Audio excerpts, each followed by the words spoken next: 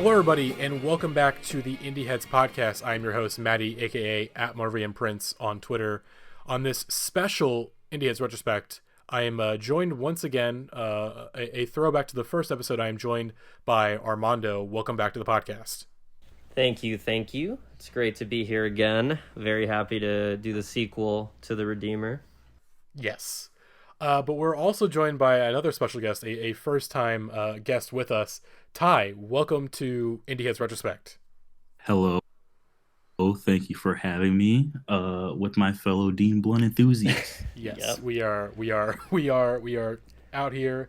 As Armando hinted at, our first episode of Indieheads Retrospect was me and him going off about the Redeemer. So over 2 years later, Oh yes. to celebrate, Yeah. I guess is it the 6-year anniversary of black metal? Because I think we just recently hit 6 years. Of this album. It's been, because it came out in 2014, like fall 2014, so it's definitely been past the 6-year anniversary.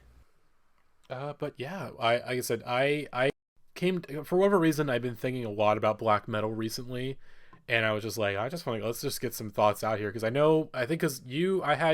commissioned you to do the black metal review for the album of the year 2014 series, and which I was stoked to do. That was a lot of fun.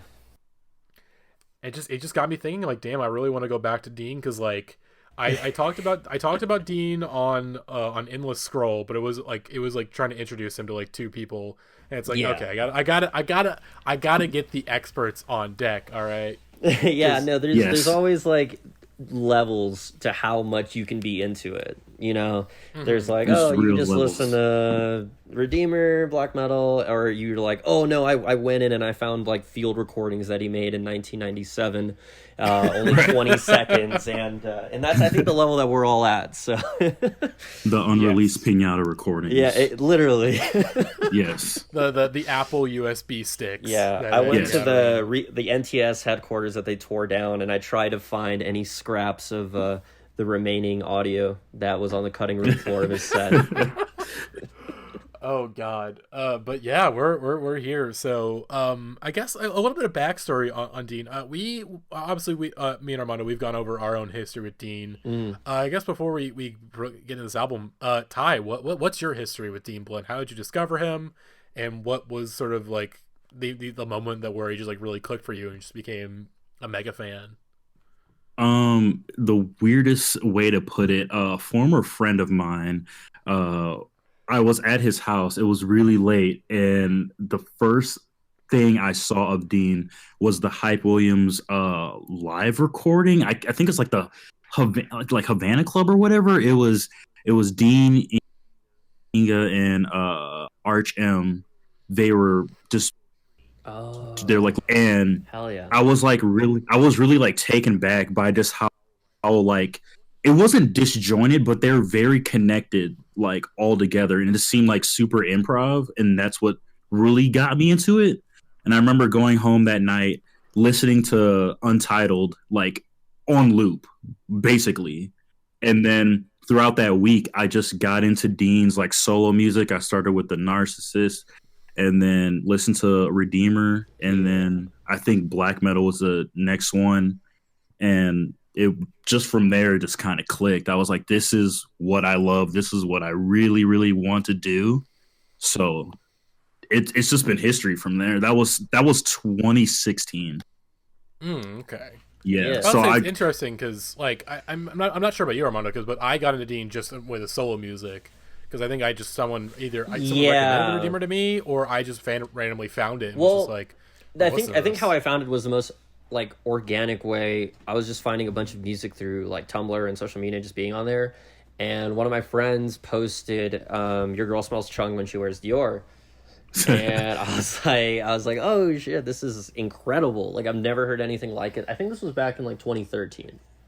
It's an amazing song, by the way. Yeah, no, I love that song. Yeah, and I was just blown away. That was like the first contact I had with him.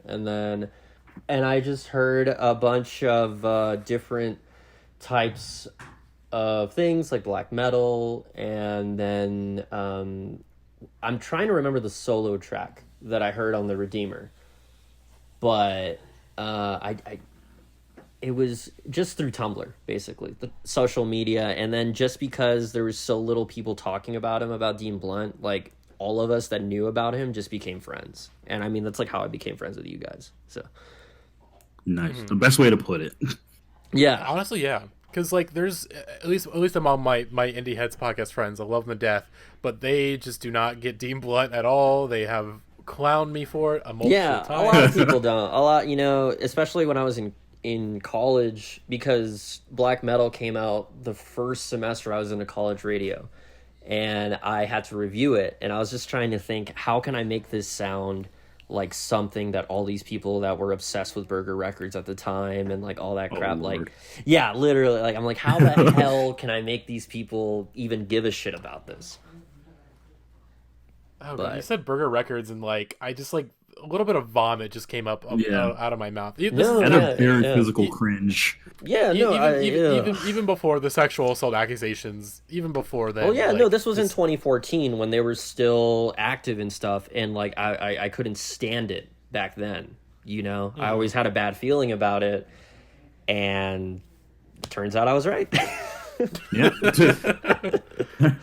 But yeah, so I guess black metal, you went over your history, basically just discovered Dean in 2013. Black metal again, same with me, of like listening to Redeemer and black metal, or black metal and Redeemer back to back, and just being completely blown away. And the Redeemer is the one obviously that I love the most, but Right. black metal really it's sort of the definitive Dean Blunt album. It's the See, one yeah, this one is my favorite, because I know we were talking about. I remember you saying that the Redeemer was your favorite when we did this, and then I was like, well, black metal is more of my style, so now it's cool to just be like, okay, well, it's my turn now to geek out.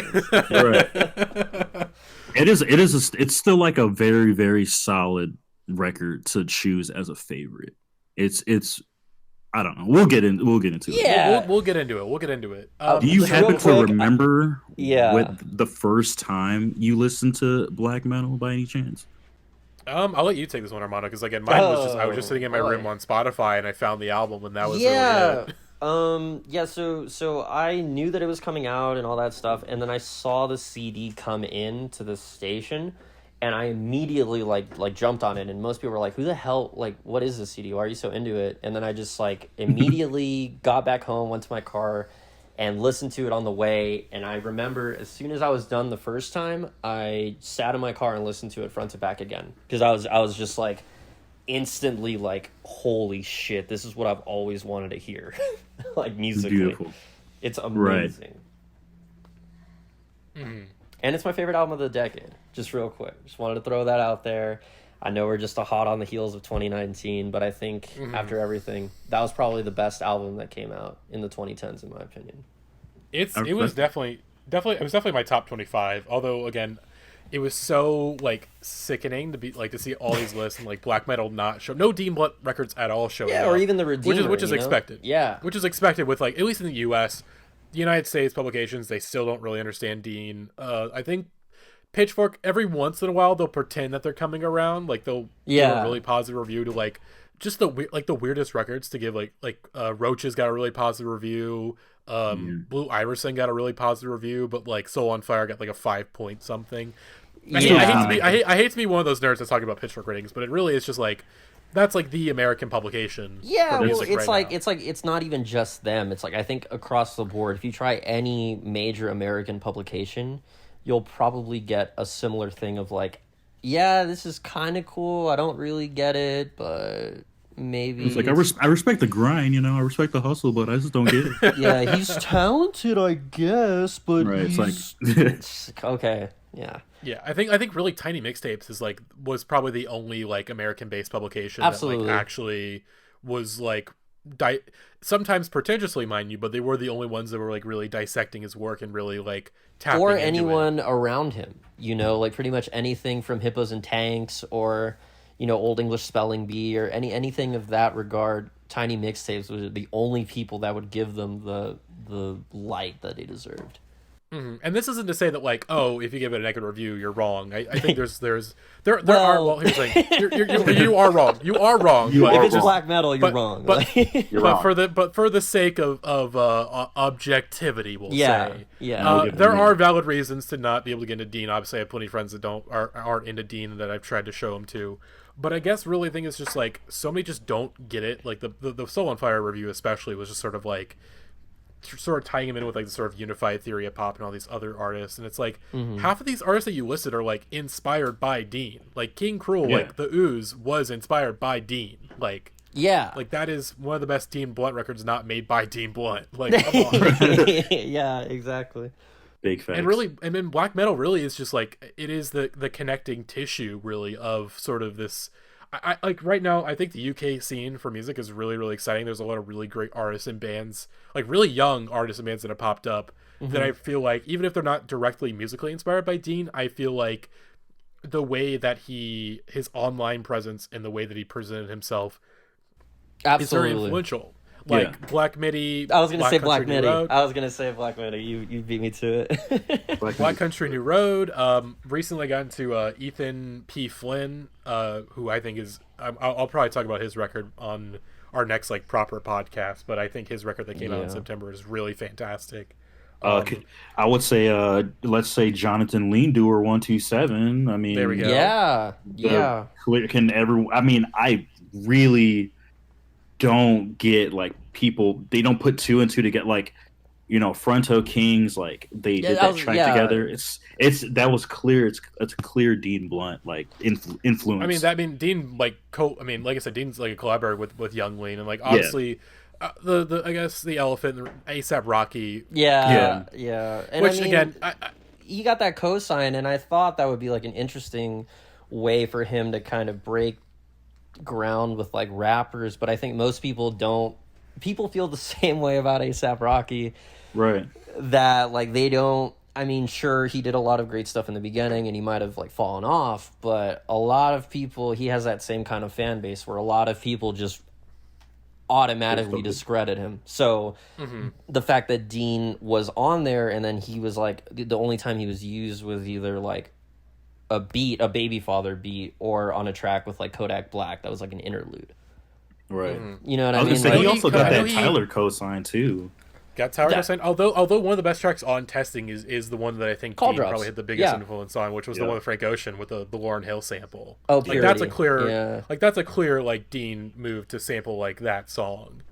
Yeah, yeah, and then also I just found it really weird that that ASAP Rocky just rapped over one of the beats from UK to UK, over with Juicy J, which is just so funny because it's like Dean was like trying to make a 3-6 Mafia beat, and then he got Juicy J on it, and then they try to make a rap song. So it's like they're just throwing him around back and forth, you know? Bro. Yeah. And I also would- Cypher. Yeah, literally. Yep. I mean, I would, like I said, I like obviously Tyler. Like, I'd be very interested to see if Tyler like brings Dean on as a collaborator. I think like they both sort of have similar senses of music. I think like I'm not really that into Tyler anymore. Like I was one of the big. I mean, I won't say I was a hater of Igor, but I was really just like Critical. really like Yeah. like, really this one like okay like whatever guys, because I think it was more annoying because it's like on Indieheads just seeing like. The fact that it almost beat Wise Blood for album of the year on our, Yeah. on our list, which that was like, I'm like, if this album fucking wins, I swear to God, like Well, that's it. I just think that a lot of people who are just turned off by, you know, all the edgy shit that Tyler recorded, you know, and then for him to come out and do Flower Boy and Igor, I think it's just like a lot of people were like, oh, finally we can like him. So like, you know what I mean? Yeah, like exactly. they're just buying into the whole thing where they're like, okay, well this album we can talk about. Right. Yeah. But let's get into it. So we talked a little about Dean. I guess black metal. I mean, this is I would say the perfect midpoint for Dean's career. Even now, even though it's we're about 6 years removed, because this album sort of was sort of this split between what he was doing with Hype Williams and what he was doing solo up until this point, and then what he would later go on to do as Baby Father, and then some of his later solo work. Because again, we Yes. haven't really gotten we have not gotten a proper Dean Soul record since 2018. And he 'cause keeps Roaches- teasing it. He keeps teasing teasing it. that Yeah, Black very, Metal very 2, Black Metal 2020, you know. 2020. He's definitely teasing the fact, and he knows how seminal of a record this is for him as an artist, but in his classic fashion, he's not just going to give it to us. Nope. Yeah. Keep us on our toes. Yep. Because recently he's been sort of archiving a lot of his releases on Bandcamp, which has been an interesting move. Because I bought Roaches on there, obviously, just seeing all these Same. like random records pop up from him over the years, and seeing them sort of back in like an actual like, okay, like you can actually listen to this now. You don't have to go to some sketchy website or like find some like terrible Soul YouTube Seek. rip. Yeah, Soul Seek, What CD Soul back Seek. in the day. Yeah. Shout It's out like Reddit. you can actually support Dean now. Like you actually can, because the thing it's like weird. It's like it's weird to pay money to listen to Dean Blunt music, because for the longest time he just put his stuff up for free. Yeah, But yeah, now he was we very make- much like of that mindset. But you get signed to labels and stuff, and he's always kind of played around making his stuff official. But with Bandcamp, I feel like this is probably the best resort for him right now, anyways.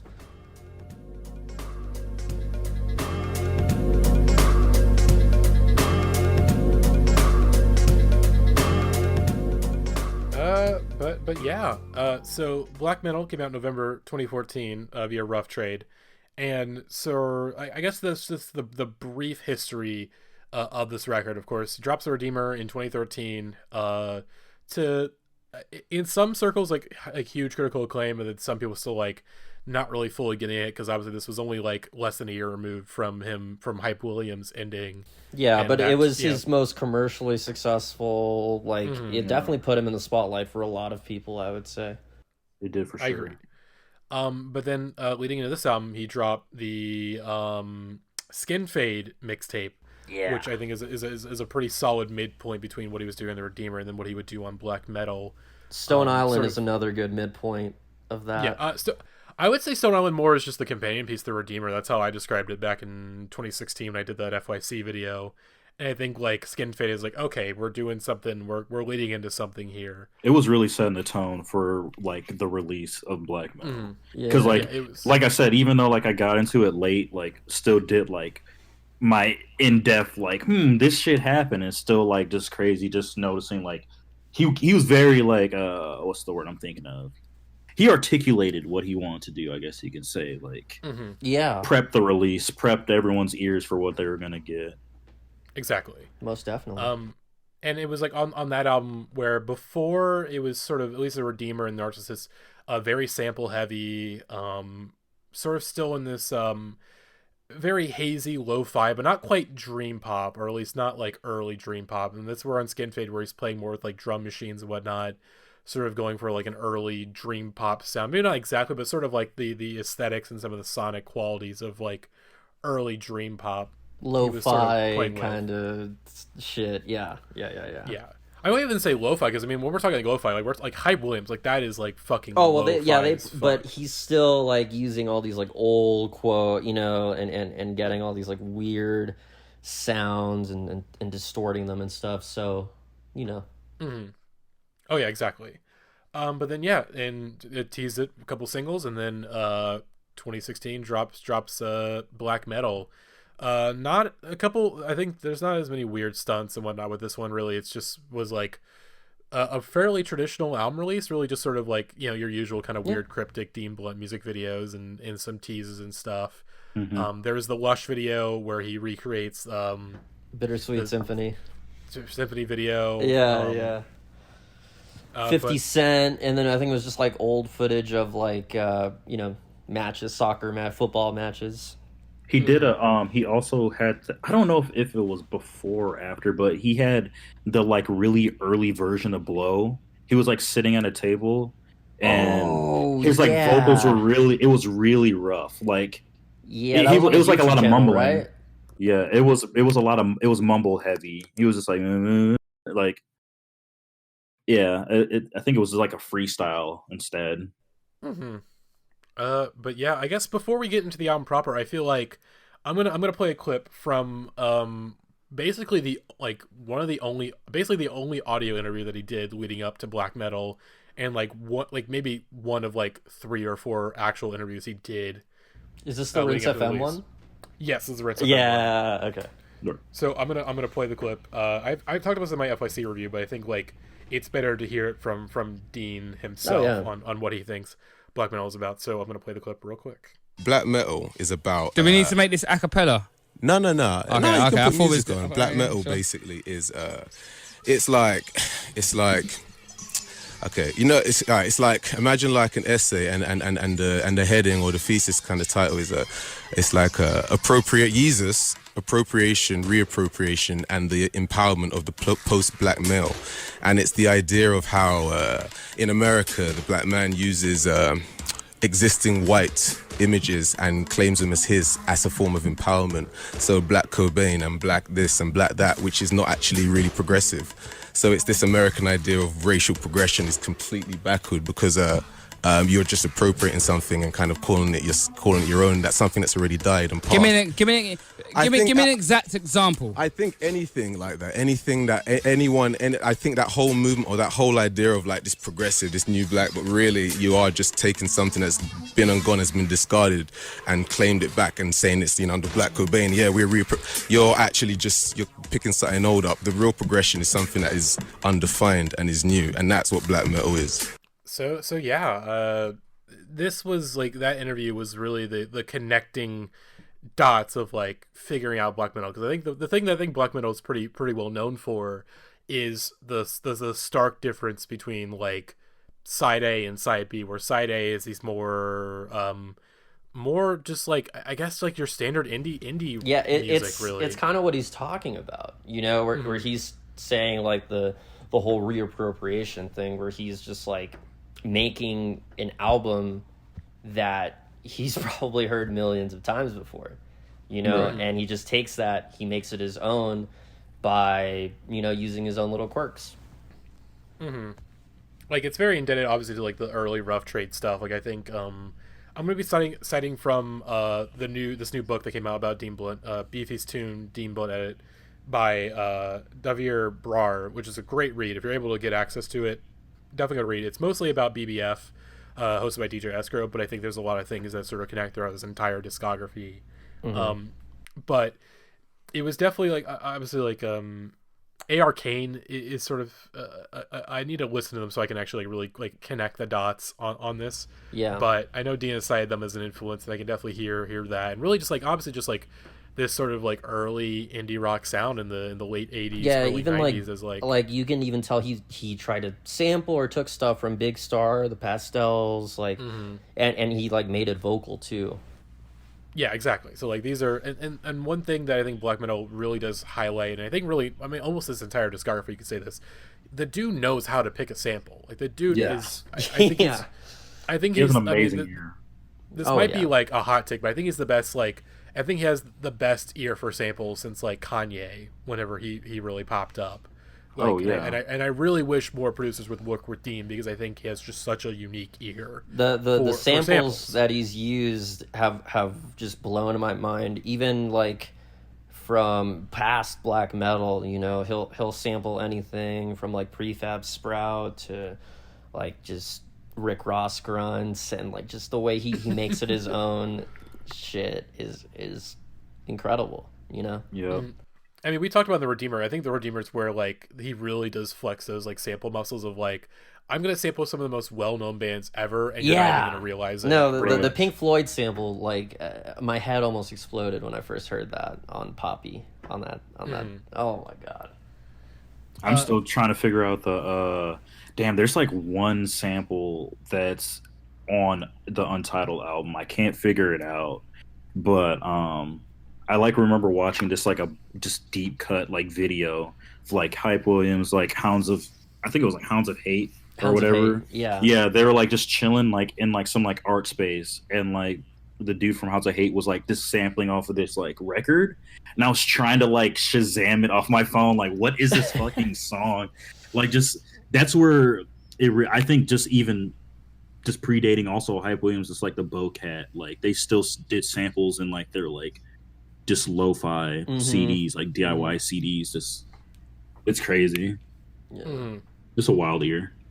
but then obviously this first half, which is sort of again this sort of the idea of reappropriating like these white genres, or at least genres that have been sort of co-opted by white people, then leading into the second half, which is obviously more indebted to black British music, or really just black music in general. You know, more electronic, more dub, more experimental. Yeah. Like you have the midpoint, which is Forever and X, which are sort of like your you even have a reggae song with punk. Exactly. He even went back to his Graffiti Island days with that one. Yeah. But yeah, and then obviously it's just sort of again we I think we were discussing this before we started recording. It's just like doing that is such a risky move, you know, where you sort of like you lure this audience into like a false sense of security, and then like all of a sudden like, oh, here's this, and like it's just so different from it's just so different from the first couple of tracks where it's crazy. And it's something that's just like kept drawing me back to black metal. It's just sort of like hearing all these, and even in the first half, you hear all these bits and pieces coming together. You know, obviously like most 50 Cent, which is, you know, lyrically more indebted to hip hop than like an indie rock song, and then Molly and Aquafina, which is like literally an acoustic cover of a French Montana song, like exactly, like basically. So all these pieces are coming together, and so like, you know, once you figure that out, you know, the second half isn't that shocking because it's really just like building upon this. But we're talking about genres and stuff. I want to read a quote from Beefy's tune from, I think this quote's the microphone check interview that Dean did when BBF came out, which again, there's not many audio or even video interviews with Dean, so like you take what you can get, and generally, you know, he's pretty aloof through a lot of them. He sort of doesn't answer questions. He just sort of like, he's taking the piss. Know when he's being serious. He's taking the piss the whole interview. Exactly. But sometimes he, you know, that sense of security sort of lets up, and he does, you know, speak genuinely about his influences and like sort of what he's trying to do. And so from the microphone check interview, I think genre terms are really connected, at least for me, to race and boundaries. And I think if you've experienced any kind of isolation or boundaries, you definitely treat genres in the same way you feel about race. I think naturally for me. So I don't think about genres that consciously. It's not something that I think of. It's just that I consume, and I get really put off by people that are too conscious of genre. I find that people who are too conscious of genre usually are way too conscious of race and way too conscious of shit that I also get irritated by. And so I usually don't really fuck with them in general, or make music with them or whatever. So I think the best way to talk about black metal is not really through the genres that he does. I think it goes through like just generally the music of his youth, because there's like, I think the oldest interview I can find was like the Scion Hype Williams interview. Oh, where he's like, he has that bag of flour, right? Yeah. Yeah. And he talks about basically like, for him, I think it's the most genuine quote I could find from Dean about like music, or like why he makes music the way he does. And sort of for him, music isn't about like accomplishing like a certain piece of art. It's more about reconnecting with like music of his youth and the music that his parents listened to, like Steely Dan, Stevie Nicks, Sade. Just a ton of African music, sort of like connecting this. And I think black metal is really good at, the thing that I think this album is so good at is just this sense of nostalgia that runs throughout it. You know, this warped sense of nostalgia where you're like, okay, this is an album. For me, the first time I listened to it, it's an album that's just like, and since then it's just like, this album has always been in my life, whether I knew it or not. It's always been in my life. Yeah, so true. Yeah. And I think that what makes Dean's music so good is that almost all of his music, it sounds like in this way, just sort of reconnecting with his youth and reconnecting with the music that he fell in love with.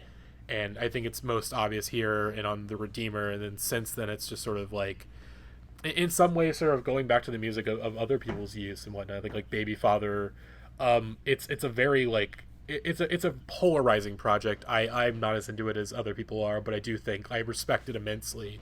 And I think obviously like after reading Beefy's tune, I really want to go back to it now and sort of, yeah, to me it's just an entirely different thing. Like Dean's a part of it. It's its own thing. It's incredible.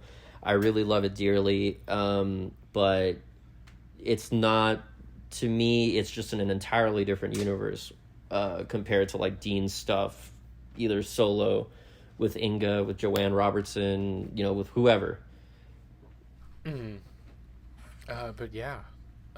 Let's just get into it. We've been walking around it. Let's get into the first track, We're gonna go track by track, but we may go off in any tangents and whatnot. So I think this is just sort of our best way to dive into the record, because I think that, most records obviously, like, they're meant to be listened to front to back, but I feel like this is such a cohesive record. It really does send you on a journey that's important to kind of start from the beginning. But Lush, obviously, the big star sample in there, just kicking off right away, just like.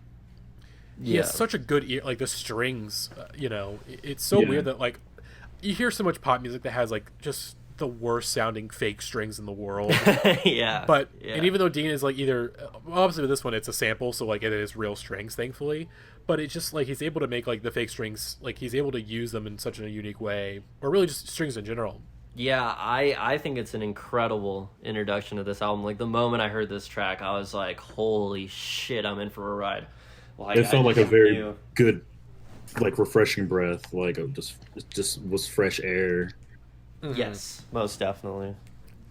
The big star sample, and he's just coming in right away. Because I know you, and you're just right. I mean, right away you're entranced. I think Dean, we discussed on the Redeemer, but, like, really just, like, he has such a unique voice that, like. Yeah. It shouldn't work, because in some ways, like, I've compared him before to Scott Walker, and it's just like, what if Scott Walker, like, couldn't really sing in some ways? He reminds me of someone like Jandek or also, guys like that who really don't care. Like, they're just fucking, like, singing it, or they're saying the words, but, if you try to talk to them about pitch, tone, they're like, who fucking cares? This is how I want to make it sound. Exactly.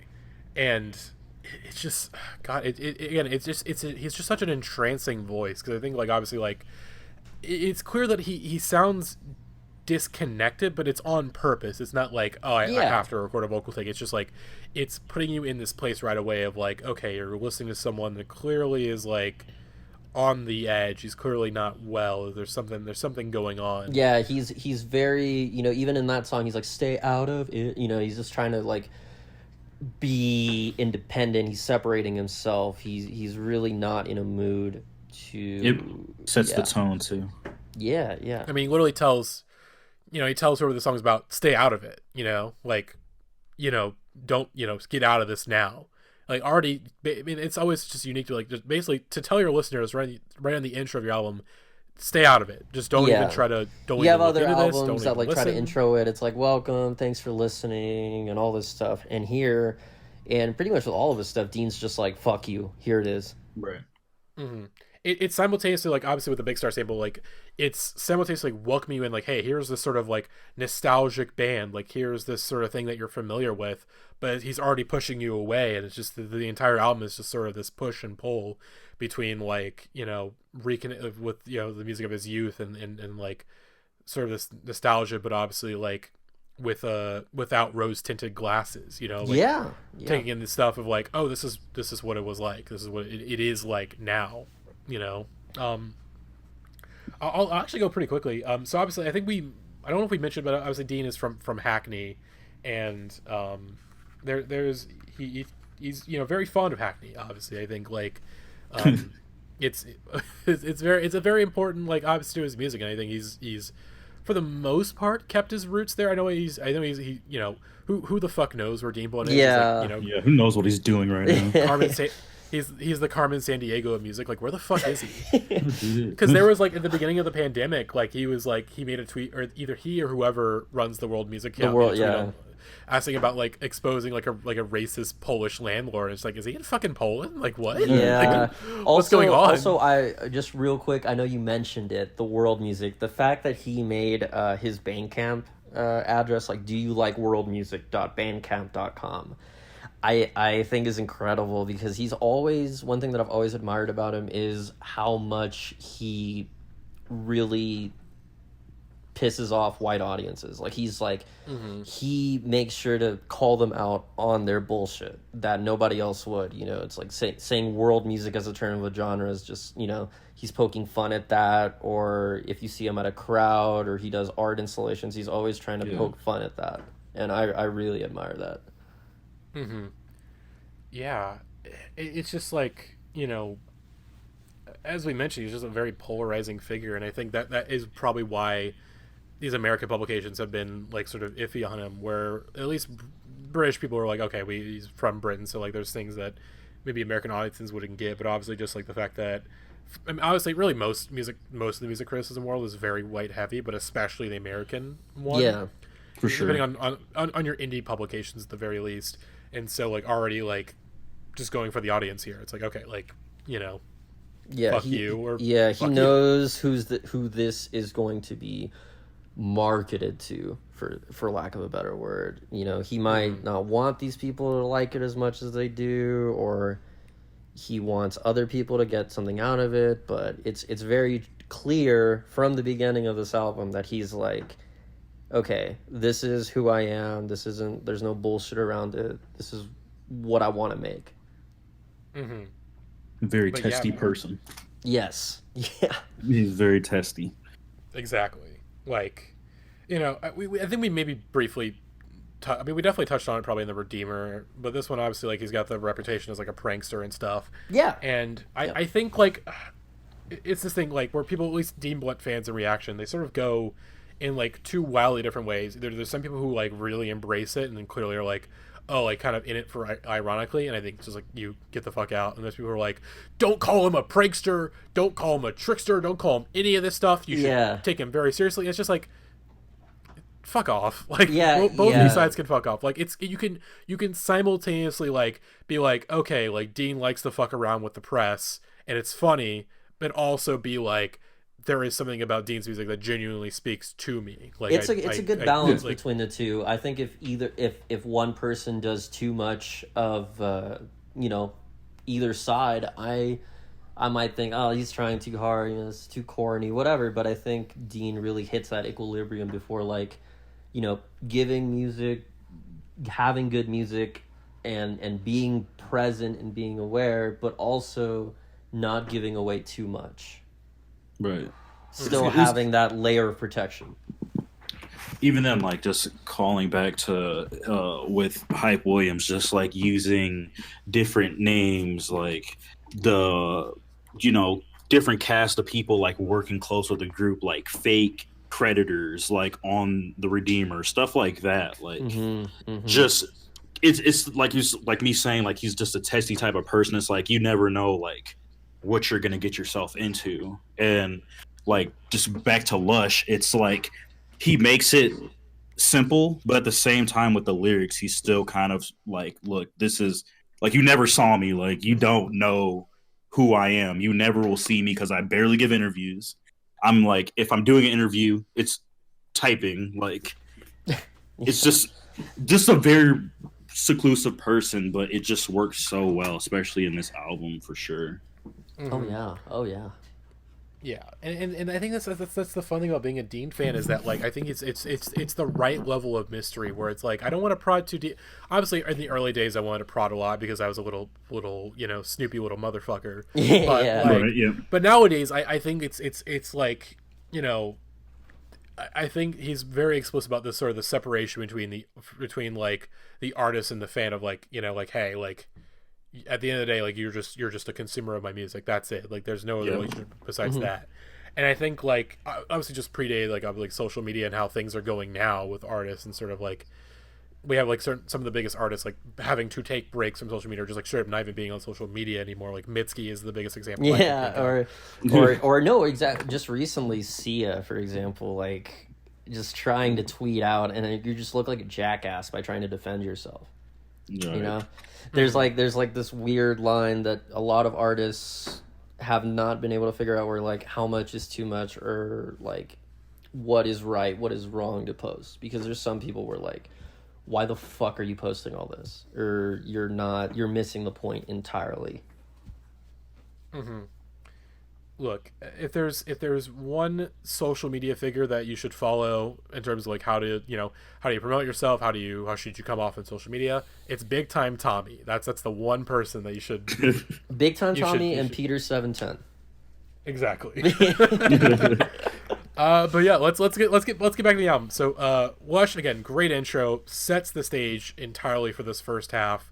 of sort of tying in this sort of nostalgic sense, but also like something dark, something evil sort of lurking behind this sort of seemingly nostalgic lens. And here it comes out with 50 Cent. I mean, this track really just comes out swinging. Yep. Just fucking incredible. Yeah, you have this like the guitar tone is so simple but so good, and just you're immediately like obviously this sort of dream pop-esque sound. Yeah. And you're just like, Yeah. you're just learning right away. The whole first half is really like that whole kind of simple foundation, but turning it into something more complex. And Exactly. I think this song is, I mean, there's a reason he chose this one as a single. Like, let's be honest, it's catchy as hell. It's super, and plus like the drums that he uses on this, like throughout the album, basically it's so punchy. It's like very less stripped down, like from the Redeemer. I think let me think. I think because Road to Redemption was that the one that's like very like heavy, full of drums. Like it's just like him just going crazy. On Roaches? Yeah, it's like but it was released as or a it's single. either that or like Acts of Faith and like stuff like that, right? That I whole think it was era. Acts of Faith. I think Acts of Faith is what I'm thinking of. Where he's just like just going bananas like on these like drums. I think it is Acts of Faith, yeah. And also the intro to Black is Beautiful too. Yeah, like it's just yeah. It's so punchy, like these drums is so like different than like everything he's done before. Like I think that's what really makes me fall in love with the album is his use of like the very like heavy drums. Yeah, the percussion throughout it is incredible. It really like stood out to me in the heavy, track like, later 80s on. drum But yeah. machines. Well, I'll talk about the track that the percussion stuck out to me because it's a little bit further, like 2 or 3 songs ahead. But Oh yeah. Mm-hmm. But yeah, 50 Cent, again, it's just incredible single. Again, I love the guitar tones, the reverb heavy drum machines that because really up until this point, most of his drums are sort of like sampled drums from other stuff. So this is the first time that we're seeing like more explicitly tying back into this like 80s indie scene, you know. And it's like, just also like the indie scene, 80s, you know, the lyrics on this one are so simple. You know, it's just like a very simple story, like, well, I want a girl doesn't want me back, and then that's like the whole chorus, you know, and then just it's love, you know, it's going back to the old themes of Redeemer and stuff. It's a very comfortable / uncomfortable theme for a lot of his stuff. And like because this starts off like you think it's like this like whiny indie song, you know, like Why I Want a Girl Doesn't Want Me Back, but then obviously as it goes on, you're like, oh, there's something up here. Like there's something working here. You're like, oh, okay. Yeah. Like, oh, this guy's a drug dealer or something. Right. Uh-oh. 5-0 coming. They know my name. Know my name. Yeah. It's like the use of like 50 Cent and just the themes that like Dean was using, like Americanized, like what, like I don't know, like I think just with like 5-0, like just going with that, is that the reason why I named it 50 Cent? Like, still, sometimes I think about like the title. It's just really strange to me, but it just works well. I mean, just with his explanation on what, you know, black metal is, what it's supposed to be, what it's supposed to like bring with the message. Like, I don't know, still such a perfect title for a song that sounds just like this. Yeah, and obviously like Joanne Robertson, who just sounds incredible on this song, and like again, she I mean, like I said, she's incredible in general. I think like even her solo stuff. Black Moon Days is an incredible record. If you're into folk, anyone listening, folk singer songwriter, please listen to Black Moon Days by Joanne Robertson. She is really, really good. You will love the last track on that album. It's very good, very good closer. Yeah, I still haven't really gotten to like her solo stuff. I really need to get on that because again, I think she just sounds incredible over Dean's stuff. Always, like, and pretty much his main. I mean, really his main collaborator. Yeah, I mean, Walhalla, or I don't know how to pronounce it, but like Walhalla, you know, that album that they recorded together, I believe they recorded it around 2014 as well. Yeah, it was. I think basically it was recorded the same time as black metal, pretty much. Yeah, I mean, it sounds very similar, so. I was gonna say like Mass Appeal sounds like a black metal cut. Yeah, or like, I can definitely see Walhalla being like sort of like an amnesiac like Kid A amnesiac situation where they're just sort of like basically they recorded a bunch of songs, and there was some stuff like, okay, this is for black metal, and some of it's like, okay, this could be on our own record. Yeah, it's them together. yeah, that makes a lot of sense too. But obviously, it didn't even come out. It didn't come out for like 3 years, pretty much. I mean, I didn't, like I said, no one really knew it existed until it came out, which is the case for a lot of, which is really the case for a lot of Dean Blunt music. It's just like you didn't know it existed. I mean, until that's it comes what's gonna out. happen with black metal too. Like one day we're just gonna show up and it's gonna come out, and we're like, oh shit, it's out, and then that's it. Like, I do genuinely believe that it would have come out this year if not for the pandemic. Like, I do think it pushed it back, because I do remember, like, I read some interview with, like, some publicists, like, talking about, like, the pandemic, and Rough Trade's publicist was, like, sort of, like, mentioned that, like, some artists pushed back their records already. And I wonder if Dean was one of them, which would be kind of weird, because Wait, he's not... is black metal 2 on Rough Trade? Like, is that confirmed? I mean, the World Music tweet said Rough Trade as the okay. label. Yeah, I mean, I'll believe it, but I have no idea. Yeah, I mean, I wouldn't be surprised if they worked together again for this record. Yeah, that's which what I'm saying, it's weird. It's weird that this was his only record on Rough Trade, because like I remember from 2016, I want to say, at Pitchfork Music Festival, when I bought black metal at the record fair, and I was talking with the guy who worked at Rough Trade, and I'm like, this is such an incredible record. Like, why does nobody like know about this? And he's like, yeah, like you're telling me, like this is like one of the best records that we've ever put out. But yeah, I like I said, Black Metal 2. I kind of wish that we were recording this with like knowing like, oh hey, this is just sort of a thing to prepare for the next Dean Blunt record. But it's just like we don't fucking know. Yeah, like, we never. Yeah, I mean, we'll repost it when it comes out. Yeah, because it's like he could just drop it and on his Bandcamp, and that'll be that. Or He could literally like, drop it tomorrow, and like we wouldn't even know. Or right exactly. now. I mean, we're on our, like we said, on our toes every time with this man. Yeah, Yep. and that's the fun thing about Dean Blunt, is that he's so prolific, but also you really don't know like what's gonna entail with that prolificness. Because sometimes it's like, oh, you get like a proper record like Soul on Fire, or sometimes you get something like Zushi, which is sort of this weird project where he's not singing. Or on the it. Bocat stuff, that he'll try to promote, like Bocat Eternal, or Blue Iverson, or and then like Roaches, he's still adding songs to Roaches. Like he added a song like 2 days ago to Roaches. Like, yeah, he keeps then putting stuff on it. And then with the Bandcamp, it was like the deluxe and super deluxe editions. Like, yeah, still at it's crazy because Roaches, like just the original version, like I think like it's in my top 10 for the year. Like I think it's like a really great like cohesive compilation. But then like there's the deluxe edition, like, oh, okay, like some more tracks, that's fun. And then the super deluxe, which is like 52 tracks, and you're like, what the fuck? Like, yeah, I mean, like I'm glad this stuff is like, I'm glad I can access this stuff like easily now, but like goddamn. Do you think that could be like a callback to how like Kanye did with The Life of Pablo, how he just kept just like repolishing it, taking stuff off, adding new things, etc. I'm gonna fix wolves. I mean, maybe. I mean, kinda. I could see it. I'm gonna fix forever. I guess the thing is just he just keeps saying something compilation. I mean, I guess he's just sort of seeing it as like a playlist of sorts of like unreleased stuff, and he's just sort of adding stuff. I think he might just not necessarily Kanye, but he might just be making fun of rappers doing deluxe editions. Right. Oh, that's that. I mean, that's probably the main reason. Yeah. Like, I mean, they'll literally. I mean, obviously, I guess the future Little Uzi Vert album that literally already got like a deluxe edition like 5 days after it came out. Yeah. So and then just like everybody, just even people like TJX6, he released Black Force, the deluxe Black edition Air of Force. that. Yeah, and then It's and just then the he same. came out. Yeah, it's the same one with like 10 extra songs. Right. Same with Pierre Bourne. They all have done this, even with albums Or, that have like, come out last year. The album with like just named Roaches, like maybe it's just adding this more blunt Roaches to the ashtray. Yeah. He's just adding more shit. Yeah, Lucy's. Lucy's. But back to 50 Cent really quick. Just with back to Joanne Robertson's like vocals, like how she just sings like "I cannot believe you," like "You're back again." Yeah. Just it's so heavy, like the way she delivers those like lines, it's kind of like haunting. Oh yeah, the harmonies she gets on that one. Yeah, really set the tone.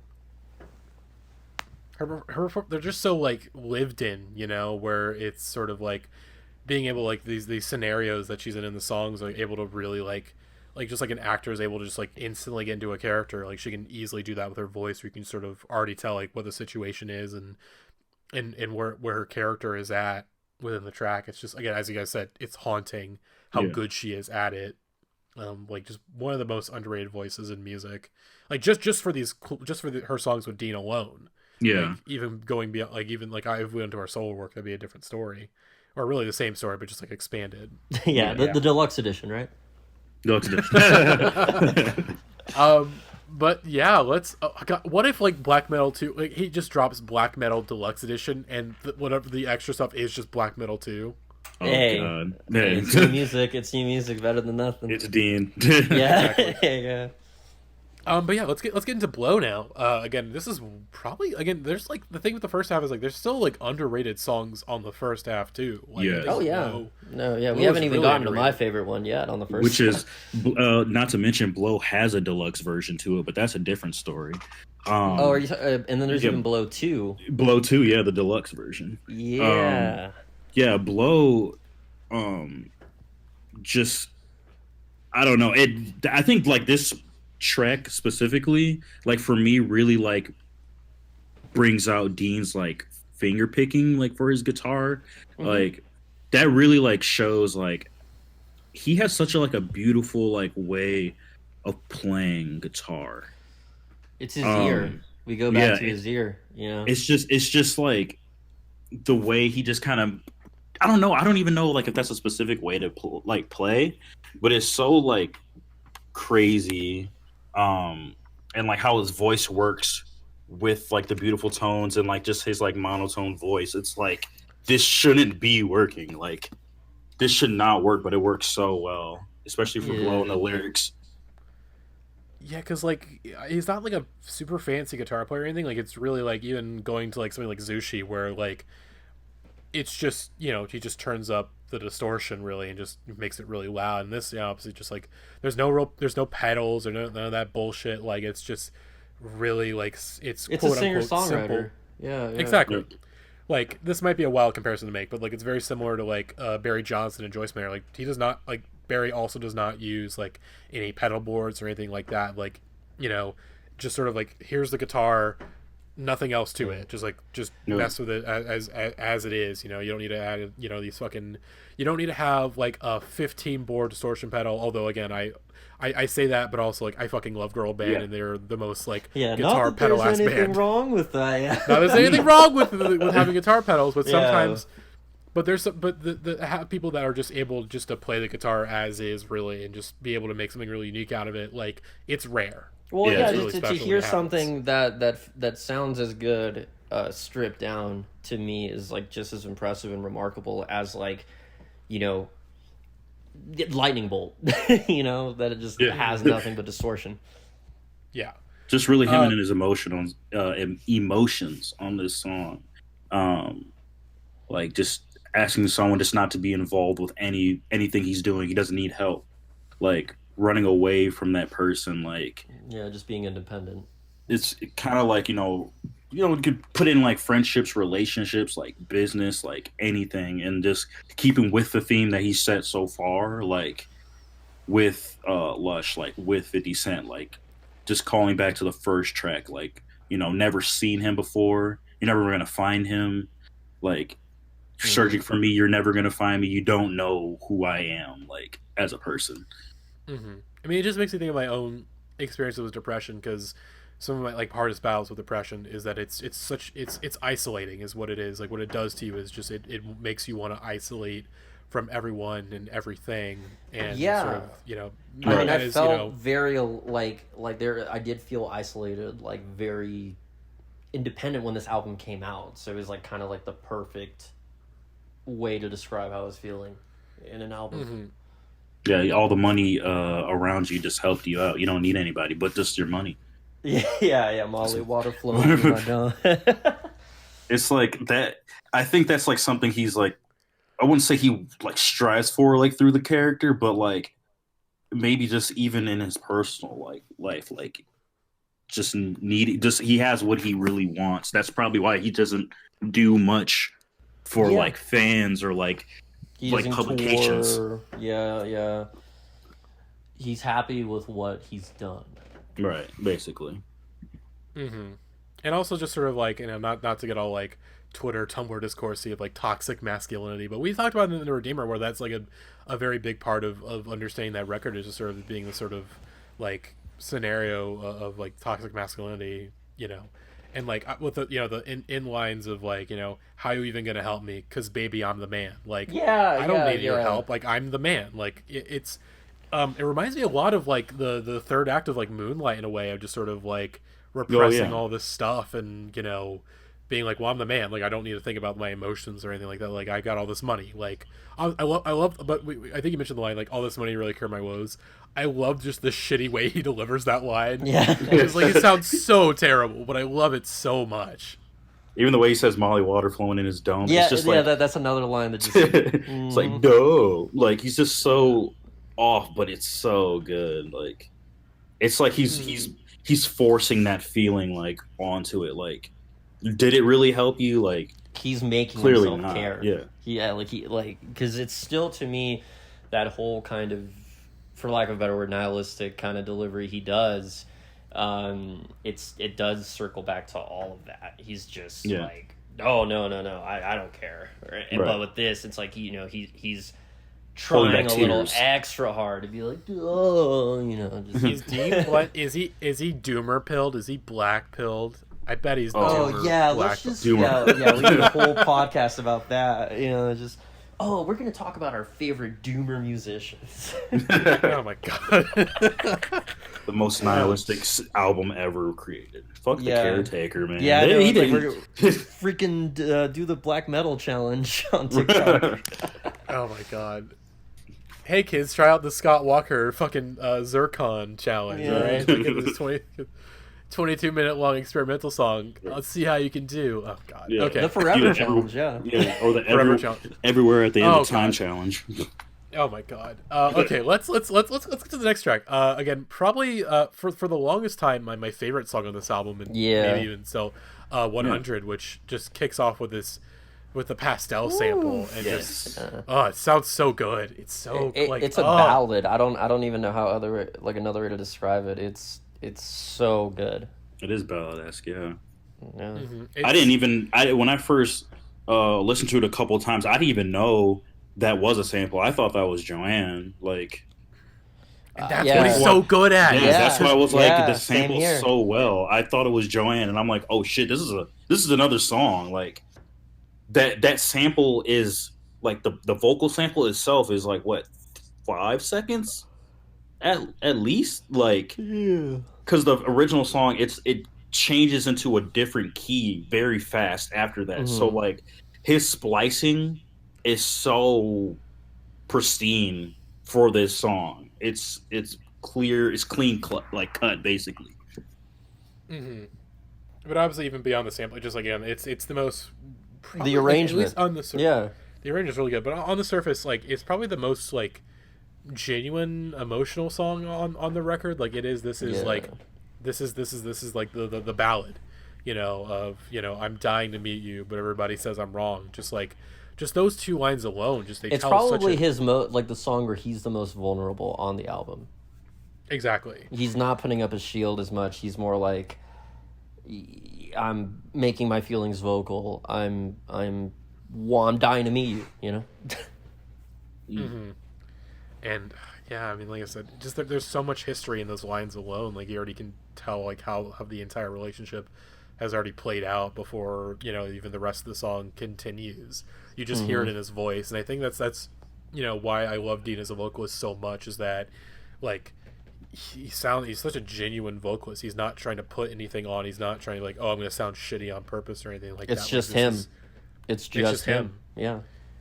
And there's like obviously the famous David Byrne quote about like people being good singers, but it's like it applies here of just like you hear how genuine it is in his voice, that like he's not trying to auto-tune or none of that. Again, nothing wrong with auto-tune. Not that there's anything wrong with that.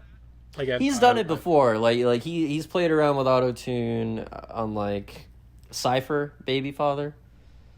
There's like one track where he like raps in auto-tune for like 40 seconds, and I was like, this fucking rocks, but wouldn't have worked here. But yeah, like I said, it's just again, this is again for in one of my eyes, it's one of like the quintessential Dean Blunt songs. Like this. Oh is, yeah, you know.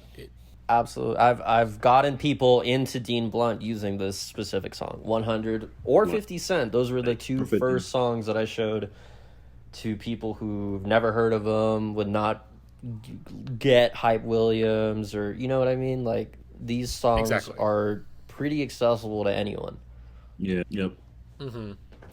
And obviously, just like sort of goes, you know, when it goes like 180 and in some, I won't even say a full 180 because I feel like a lot of stuff on the second half is still very approachable, but just like it's dealing in different genres, as you were saying. Like in some ways, this music is just like a fuck you to white people of like, you know, like this is the shit that appeals to you, but like as soon as I like play around more with like black music and stuff that's like generally not like, this is still accessible music, but because it's from black, you know, primarily black artists, oh, now you're turned off by it, you know? Right.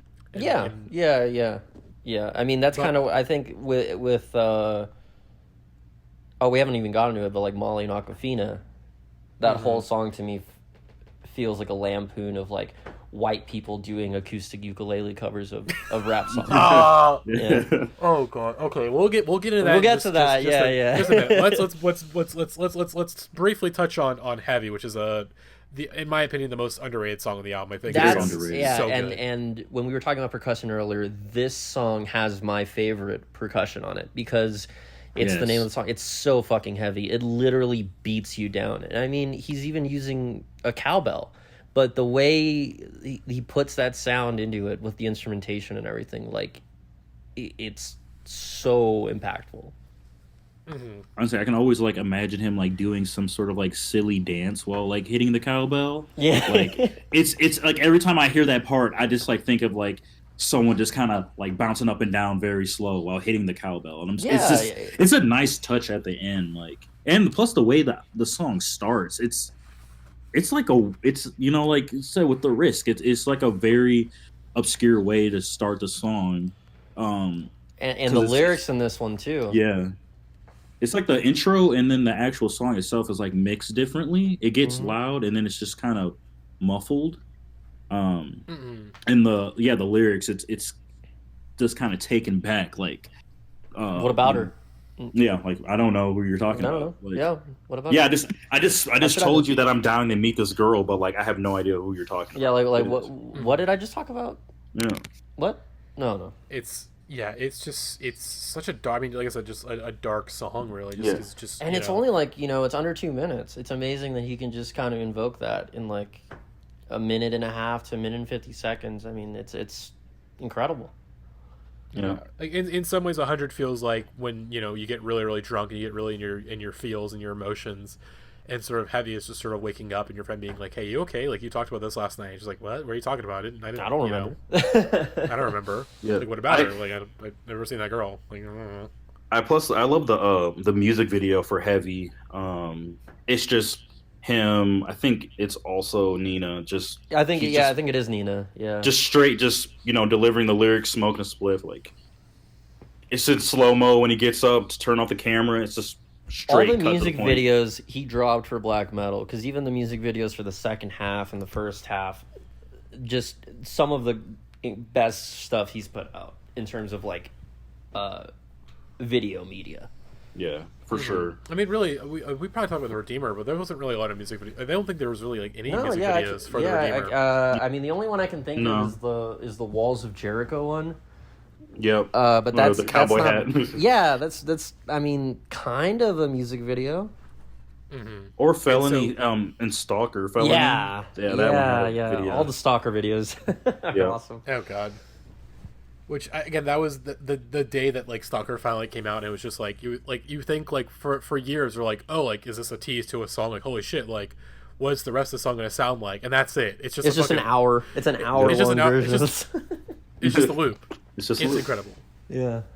But you know, seriously, Heavy, like just it simulates the feeling of like without like explicitly doing so, of like being in like a club and like someone being like, hey, do you know that girl? Like, what's up with that? Just sort of like I can't, like, what? No, I don't know what you're talking about. Just, you know, getting lost in this you know environment, like God, it's so good. It's so Right. fucking good. I love that song. I'm gonna say that about all. Like, God, it's so fucking good. Like, what's wrong with you people who don't like this album? Just like, what's listen to wrong? the fucking album. Listen close. God.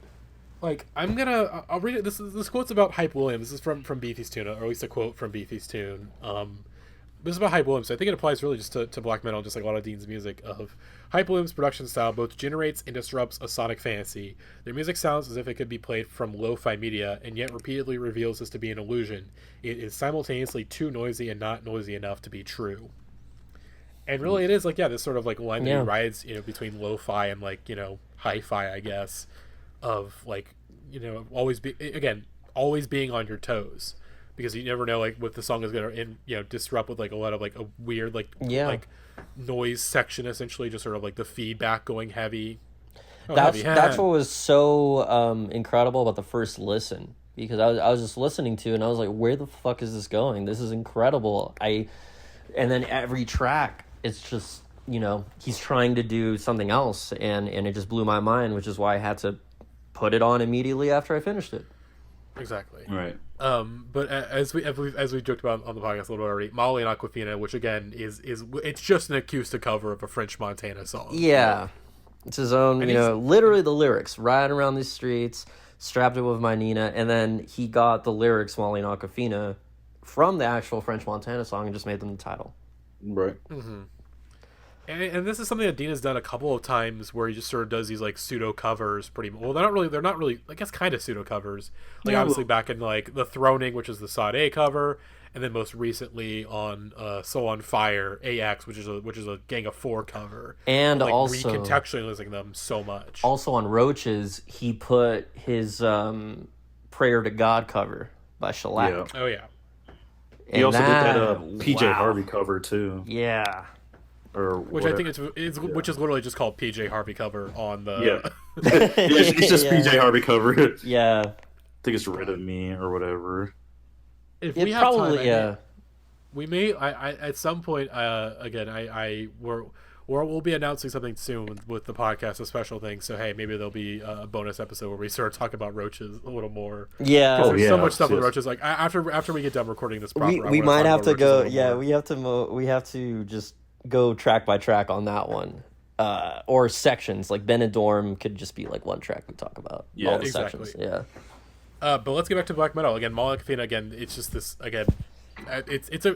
It's like he's able to take these French Montana lyrics, and French Montana is, how do I put this nicely, just one of the dumbest people on earth. He's just so dumb, and it's wonderful. That whole era too. I mean, like the songs that come, Ain't Worried About Nothing, and like radio rap in like the early 2010s, and that's when that shit really popped off.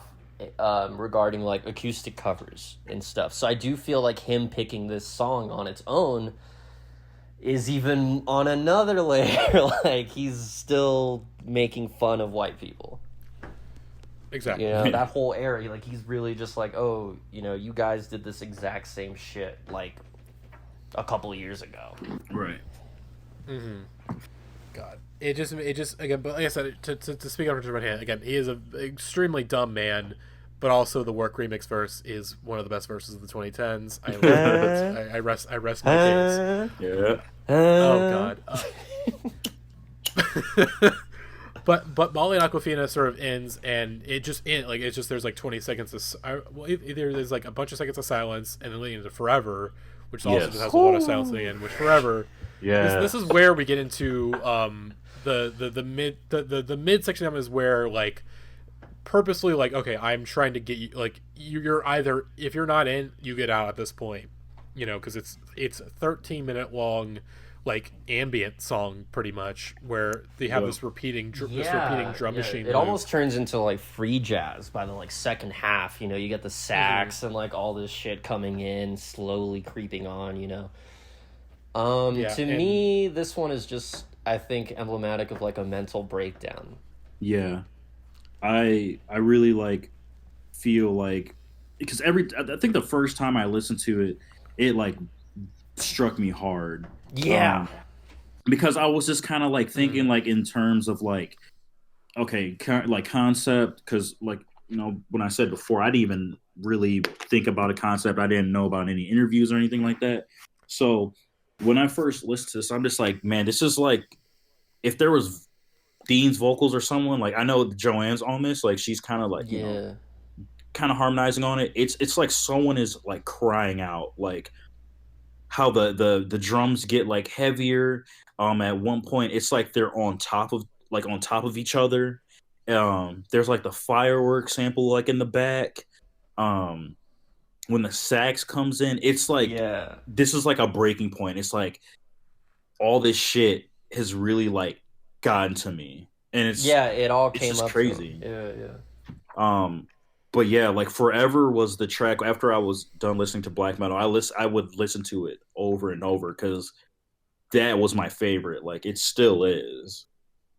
Yeah, at first I was like just so confused by it. I don't know. I think when very, very first listening to it, I mean, this is not the case now, but like I Forever and like X, I would skip those tracks just because I didn't really appreciate them the way that I did. But kind of like with everything with Dean, where it's like after each re-listen, and what makes it so rewarding is like it finally clicked, and when it clicked, motherfucker, it clicks.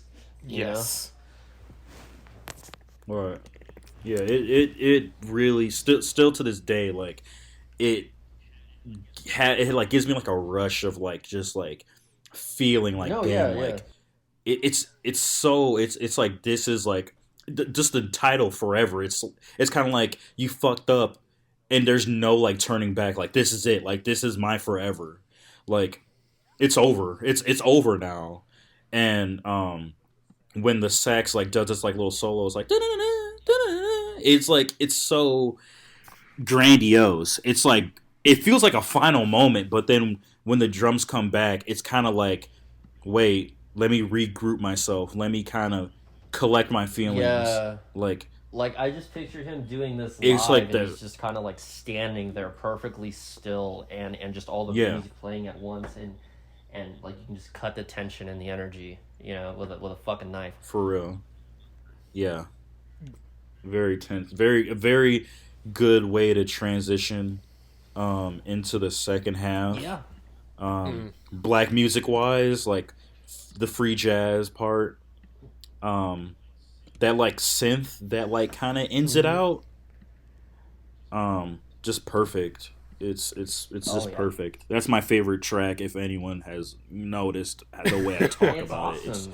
it is my favorite. It's the one that grew on me the most. And just sitting at 13.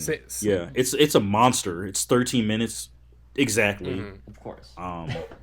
Yeah, same. Yeah, I mean, same deal with me great. and Armando. Like I said, I skipped it at first, and same with X. I was like, oh, these are too long. Like I just want to get to the short stuff. Yeah. But then like Forever, but like especially on these re-listens for this podcast, just like I was just so moved, and I think this song, listening to this song in a car while like driving, like that's like the ideal way to listen to Forever, because you're just on these like, especially at night, like these dark roads, and you're just like I would hear it a lot while studying. I would anytime I was just like at my lowest, it's like, oh fuck, I gotta do this, and I would just put that song on, and I think. How do you still like the song? I don't. I would hate this song if I had to like if it was like my go-to. I know, but that's what made me grow. That's what helped me grow on it, because it was like at first I was like, oh, I'm not, this 13-minute song, it's really good, but I don't know when I'm gonna take the time to listen to it and all this stuff, and it would just pop up while I was studying because it was like long enough, There's no vocals, I wouldn't get distracted, and I was just like, I would pay more attention to the song, but I'd be like, damn, this is fucking good. But yeah, it hits. Just like, I think the track being 13 minutes, like if we want to be nerds with like numerology, like 13 is like the number kind of tied to like suffering, like death. Like I think in tarot, like death is like the 13th card. I never would have known that, but it makes like sense. Signifies like it signifies like new life, like rebirth, kind of like numeral. I don't know if that's what he wanted to do. I don't know if that's what he was going for. See, I didn't even know with that the shift in the tide. I had no idea that number meant anything. But like, I mean, knowing how much of a genius Dean is, I wouldn't be surprised. Yeah, I wouldn't really Yeah. rule it out. Like I always thought I felt like crazy to that because it's just it's not. I 13 wouldn't say that's in crazy, though. 1 second. It's Definitely. not 12. Yeah, it's straight to the point. It's I don't know. I think that's maybe why he put it at the midway to shift into like the new beginning. Like this is like black metal. Like this is black sure. music. Like I'm about to basically put y'all into like what I love. This is what I dig. For sure. Like No, I completely agree with that. Again, this again. It's a grower, but like goddamn, it's a track that I. And think, that's like, the cool thing about doing it this hits the kind of most. shit, where it's like if you meet other people who are like just as into it as you are, you start thinking of this shit that you never would have thought of. Like I never would have imagined that, but like I've heard this song like a bajillion times. But goes to show you. good. Go into it like with a different mind, I guess. I don't Yeah. Yeah. But that obviously leads into X, where like really this sort of like 20-minute section or 20-minute plus, like it's like 20. It takes up like I think it actually takes up probably most of the runtime of the album. Really, like sort of like if you combine the first half and the second half, it's like maybe kind of. Yeah, I mean the whole close, album's like about 51 minutes or so. Yeah, it's around Yeah, 50. 51 minutes. So it's a pretty good chunk to be 2 tracks when a lot of the other tracks are like a minute, 2 minutes. I would put Forever and X like as one song. Yeah. Like it really, Oh, yeah. Yeah, I would for sure like put them together because I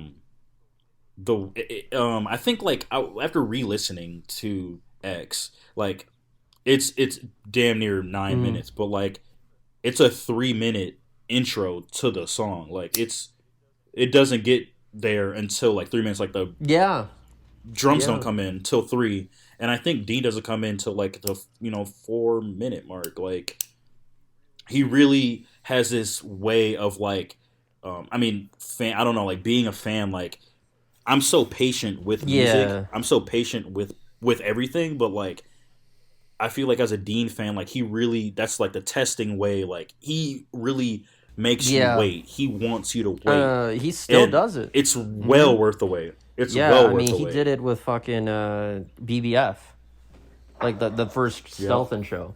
Like I remember playing for that to like some people in my college, and just him hearing, I knew, I was like, I can't wait to hear this, and just that little loop of Craig David saying, "This makes me proud to be British," was driving everyone in the room fucking insane.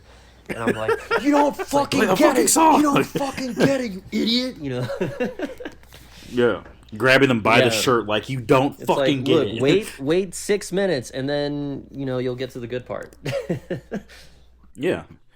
And that good, and like I said, that when it comes in, like Joanne sets it, Dean's like, you fucking with a holy man, like I found my ways, like I'm holy now, like I did some shit, I thought about it, my bullshit caught up to me, I'm finding my faith, like I'm doing what's best for me, but it's still like, let it go. At the like, end, that little monologue where he's like, when Dean's friend or his homie, he's like, what Beyonce meant guys like me when she said soldier.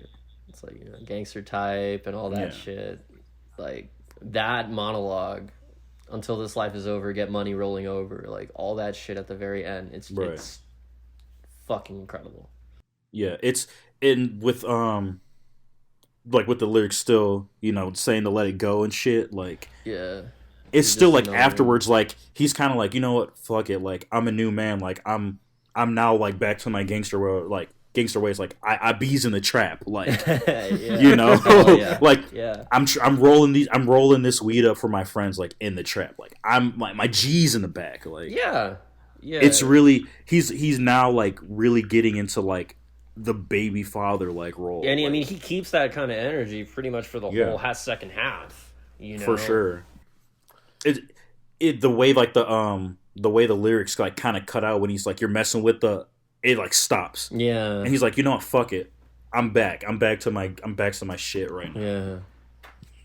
It's time to go back to the old me. His whole demeanor switches. That's true. Yep. It's a switch.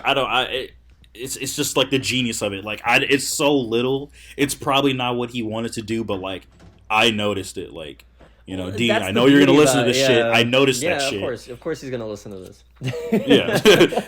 I mean, really, the entire performance is just so menacing. You know, just like Yeah. you know, we've already said before, like, you know, he's sort of disconnected throughout the record, but like this is the song where like he sounds like he's done. Like, I'm not like this is who I am. Yeah. I'm gonna embrace it. In like, terms of like fuck live you. setups and stuff, I always picture him doing these two songs. Like, I was gonna say because Yeah. Prayer 2015 is it uses that X instrumental. yeah, no, Like, it uses the beat. Yeah, and then he did that at, was it Primavera Sound or was it somewhere else? It was Are we like a talking about, festival. The which, Prayer to God cover. wait, what year was it? 2015. 2015. Okay, I'm not for sure then. Yeah, because I know there was the performance in was it Texas? I know there was a set. Oh, where he no, played a bunch that's of, the like, one Soul that I on was Fire at. stuff early. No, that was in Arizona. Oh, okay, yeah. Yeah, Okay. because I was at the one in Texas, and that was just a Baby Father set. And like, you know, I was there like screaming, you know, I was like fangirling, you know, I felt like a 10-year-old girl at a BTS show.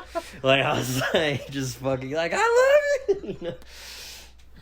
I think it's also crazy that like his black metal era, like basically all of his live stuff is like rarely recorded.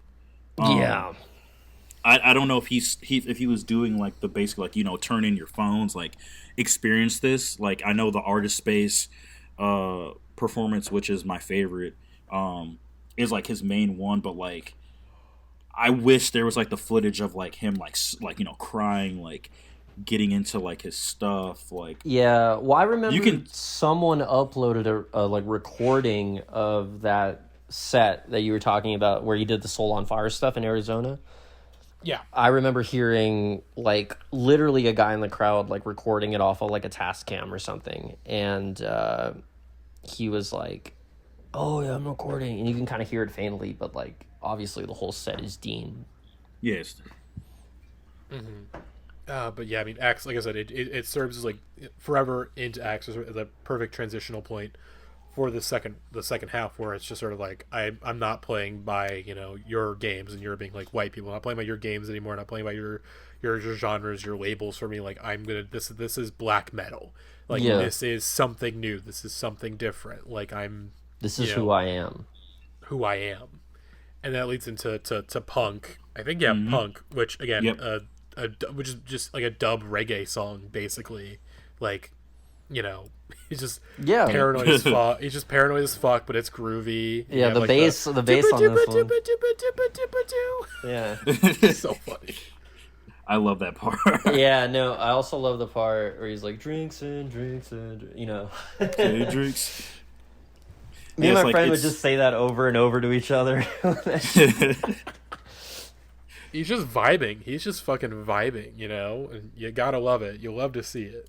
It's still like, even with the character too, like he's still like on the run. He's still hiding from shit because it's like, you know, feds are closing in on me. Like, what else can I do but hide? Like, he's still doing that like very monotone, like broken delivery. Like, it's like he wants this lifestyle, but like at the same time he doesn't, because it's like, is it worth it? But he's still going back to it. It's still like the, you know, toxic like masculinity like part. Like, yeah. I mean, it's like the whole thing of punk, or it's like, you know, and what am I doing? I'm just a punk. Or it could be like versus the music, anti-authority, blah blah blah. But you know, I always thought about it. He wants the punk lifestyle to him, like taking, like, you know, punk is always been put with like white, for sure, music, especially in England. Yeah, especially, and it's like, when you think about like a thug lifestyle, like a, you know, the ghetto lifestyle, like that's like punk, like for black people. Like, it's you know, I always, because I mean, me being in a punk band, like me being a black person in a punk band and being the drummer, it's still kind of liberating, because it's like I basically, you know, with drums, there's like the heart of the band, like being the heart of something. And it's like, for sure, he's taking that, and it's like, I have a punk heart. I do punk shit with my music, with the way I like deliver myself, like even just Dean as a person, like like his whole approach to like society and music and the way he interacts with us, like as fans, it's you know, very punk, like. Oh yeah, and then just everything about it, like, and how he is towards the industry, you know. Yeah. Even people describe Frank Ocean, like his like elusiveness. They describe it like punk. He's you barely see the dude. Like, yeah, exactly. Also, want to make a quick comment about the music video for Punk. Oh yes, which is that the one with the Diddy? Yeah, it's just photos. It's just basically a slideshow of photos with Diddy and Jennifer Lopez. That's just incredible, and I think it's tied to another one. I don't remember which other song. I think it's Hush. Yeah, it is Hush. It is Hush. And then the part in Hush, it's like kind of just like this weird 3D tour of this random club. I don't know what club it was. It might have been a famous one, but I couldn't tell. Yeah. Doesn't that video also have like an interlude at the beginning? Like it has a spoken word thing or something like that. I don't know. I don't remember like off top like what it said. But I know it like leads into there with like some Google translated vocals or something like that. Yeah, but, and then I just always remember the P Diddy and J Lo photos. Yeah, it was incredible fucking video. Yeah, God, it works so well. But yeah, Punk. It's a really great song, but then obviously that leads into Country, which is just so like Punk. Where Punk is a sort of like dub reggae song, and it's like okay, but like Country, it's just funny that like Country like would probably be considered the Punk song because it's just throwing everything out there. Like this distortion, like these like just really distorted synths and stuff, and like the sound of the MacBook volume and all the MacBook volume. Yeah, just throwing. Oh god, that threw me off. The fucking shitty MIDI little like free jazz stuff he throws in there, like. God, it's such a fun track, and obviously just like it wakes you like where Punk is, you're just like okay, I'm kind of vibing here. Then like Country's like okay, wake up, bitch, like we're back at it. Yeah, like, it's going down.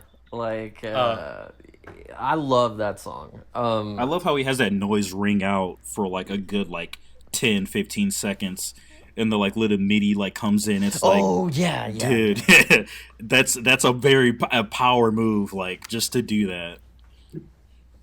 God. Yeah, that whole track is like pretty much just like a power move. Yeah, it's so powerful. It's like I'm literally gonna have the sound of a fucking MacBook volume thing, and you're gonna be like, "This is fucking genius! Holy shit!" Right. And it is fucking genius. And it is. It is genius. It literally. Is I feel like he's just like he's basically predicting like, okay, maybe someone was listening to this Punk at like full volume. All of a sudden Country comes in, it's like, oh dude, I gotta turn it down. It's like, I already knew you were gonna do that. Like, let me just kind of mock you, like you're gonna turn this shit down. Yeah, it's loud.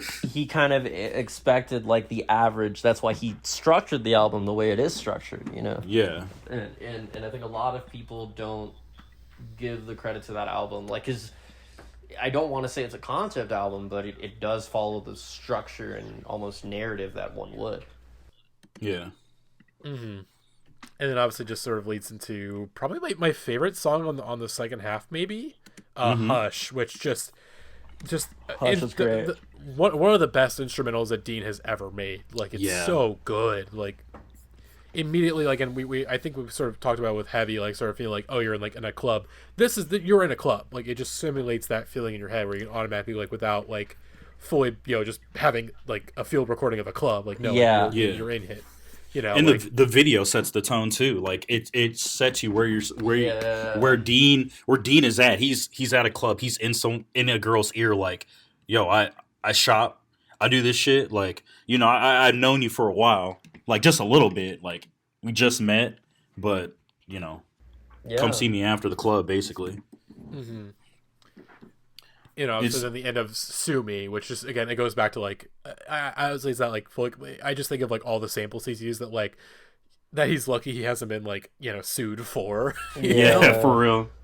Didn't he? Like, wasn't there a video or like something he did where it was like a cease and desist like letter or something, and it had like a vocal of like some dude getting strangled or something like that. I remember that. I don't know if that was like a long time ago, but I didn't know if that had like a callback to it or whatever. Just to sue me, it's very like, it's a big fuck you. Like, Yeah.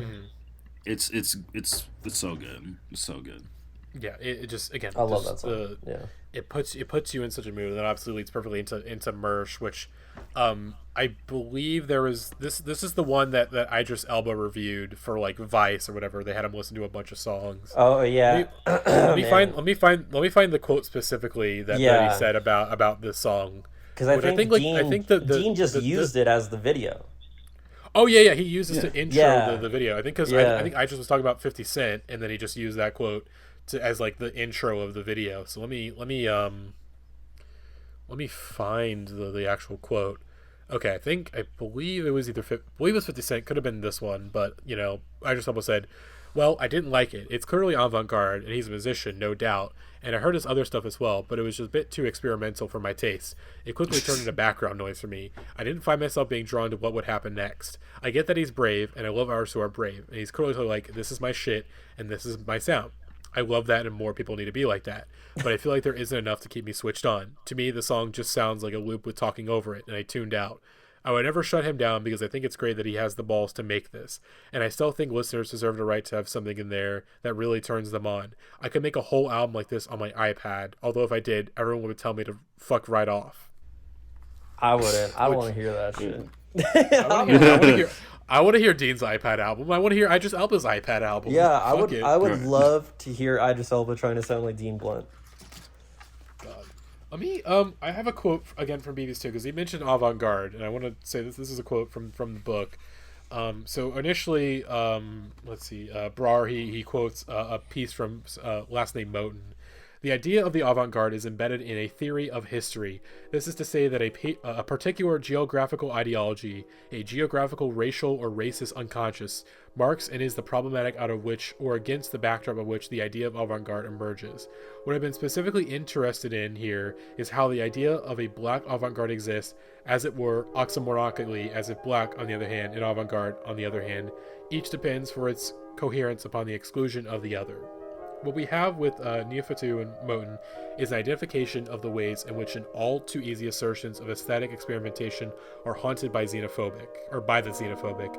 There is a way in which the process of constructing a musical category according to the relative degrees of freedom can very quickly shift into thinking a music as definitive of a culture, and thus qualitatively reflective of a people, all which lends itself to an unscripted but undeniably persistent notion that a particular musical freedom has a home adequate to its racial sensibilities, or the parentheses around racial.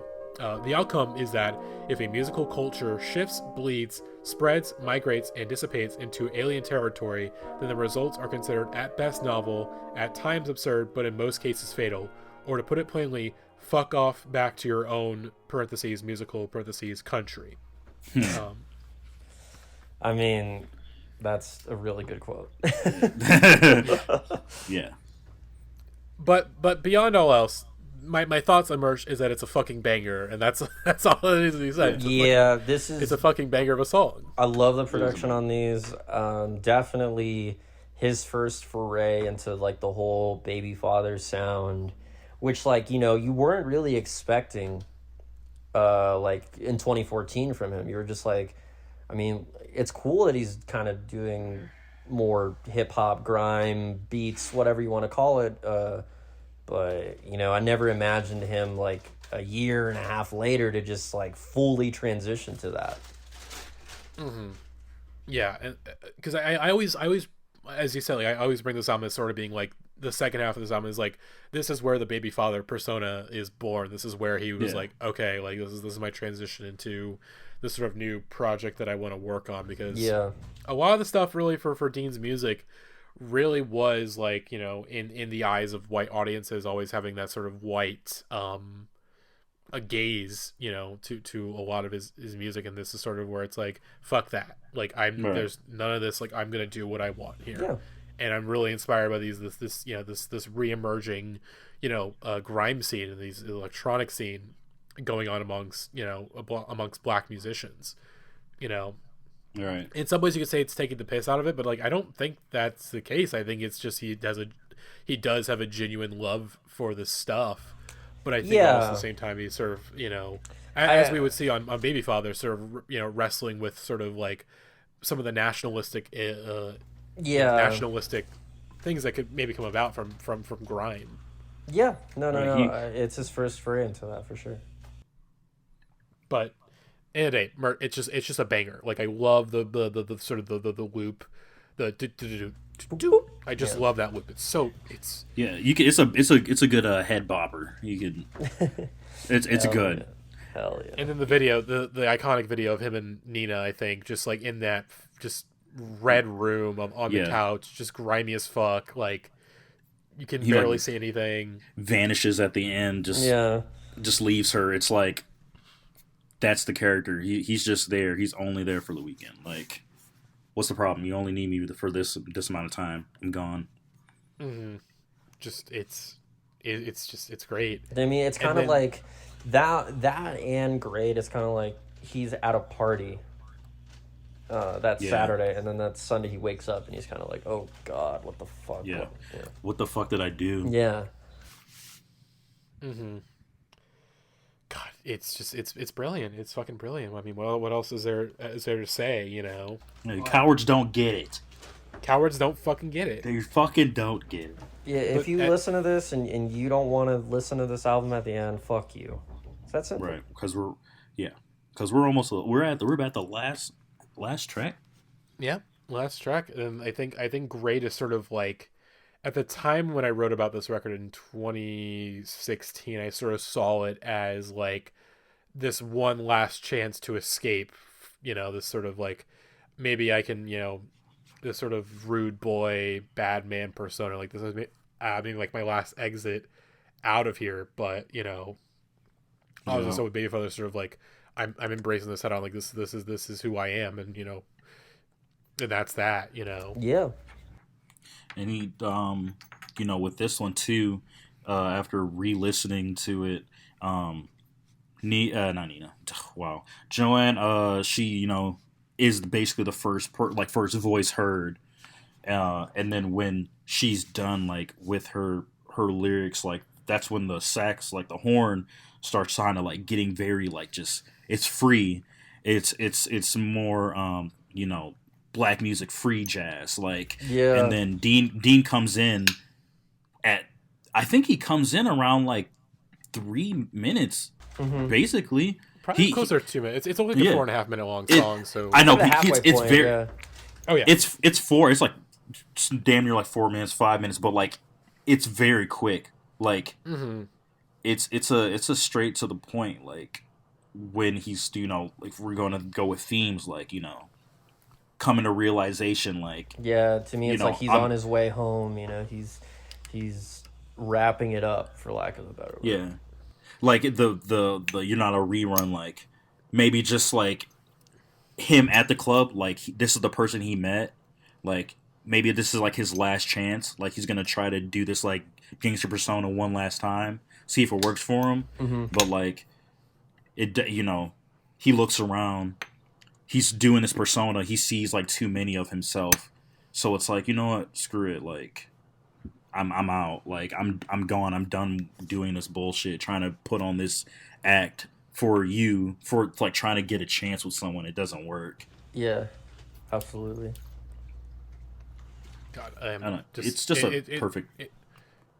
Perfect outro. I love the synthesizer, sort of like, it just sounds like I think of like Michael Mann movies with this you know. Yeah. No, this could play if during Michael like Mann, the end if of someone Heat, gave Michael Mann money to make movies again, they would. I think like I would not be surprised if he got Dean to do like a soundtrack or something. That would be incredible if that happened. I think I would just lose my mind. He did do soundtracks recently for a movie. I can't remember the name of it, but it was on Mubi for a little bit, and he was the composer for the film. So I thought that was really cool. Oh yeah.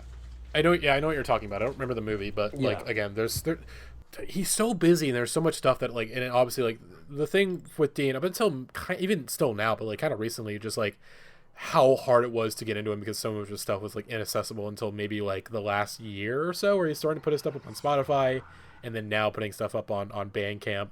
Although I do wonder when like some of the stuff that's on Spotify is going to show up on Bandcamp, because mostly he's just been putting up like Baby Father stuff recently. Yeah. And like I think he put up like today he put up like the 2 like Hype Williams albums. He put up L's, which is just the 10 out of 10 in Gucci streams too. So Yeah. but like Stone Island and Skin Fade and all that stuff. I'm interested if that's ever going to pop up on Bandcamp. Although I'm surprised this album isn't on Bandcamp. Like, Also, one thing that I'm really weirded out by is on Tidal, the Attitude Era is on there. But really? Okay. Yeah, but it's not on Spotify or any other streaming service. I just didn't understand why you could listen to all of the Attitude Era. Mm-hmm. Right. I mean, in general, Attitude Era is like also like it's among like Dean fans, like the hardcore ones. It's like regarded as like basically the best Hype Williams release. It's incredible. Really. I mean, it's insane. It's the first time I listened to it. I did listen to it a little after, probably 2015, 2016, but tracks like The Sniper, which is amazing. Oh, those are some of Dean's best Smith tracks. samples. Also, I trying really to think like of the other Inga one, but it's that. I think that would be like a B-sides like comp, but it's so good. Like, it's so good. Yeah. Mm-hmm. But back to Grade, I like the way he ends that. It's just with the sax, it kind of carries out, and then it's just kind of like 20 seconds, maybe 30 seconds of silence.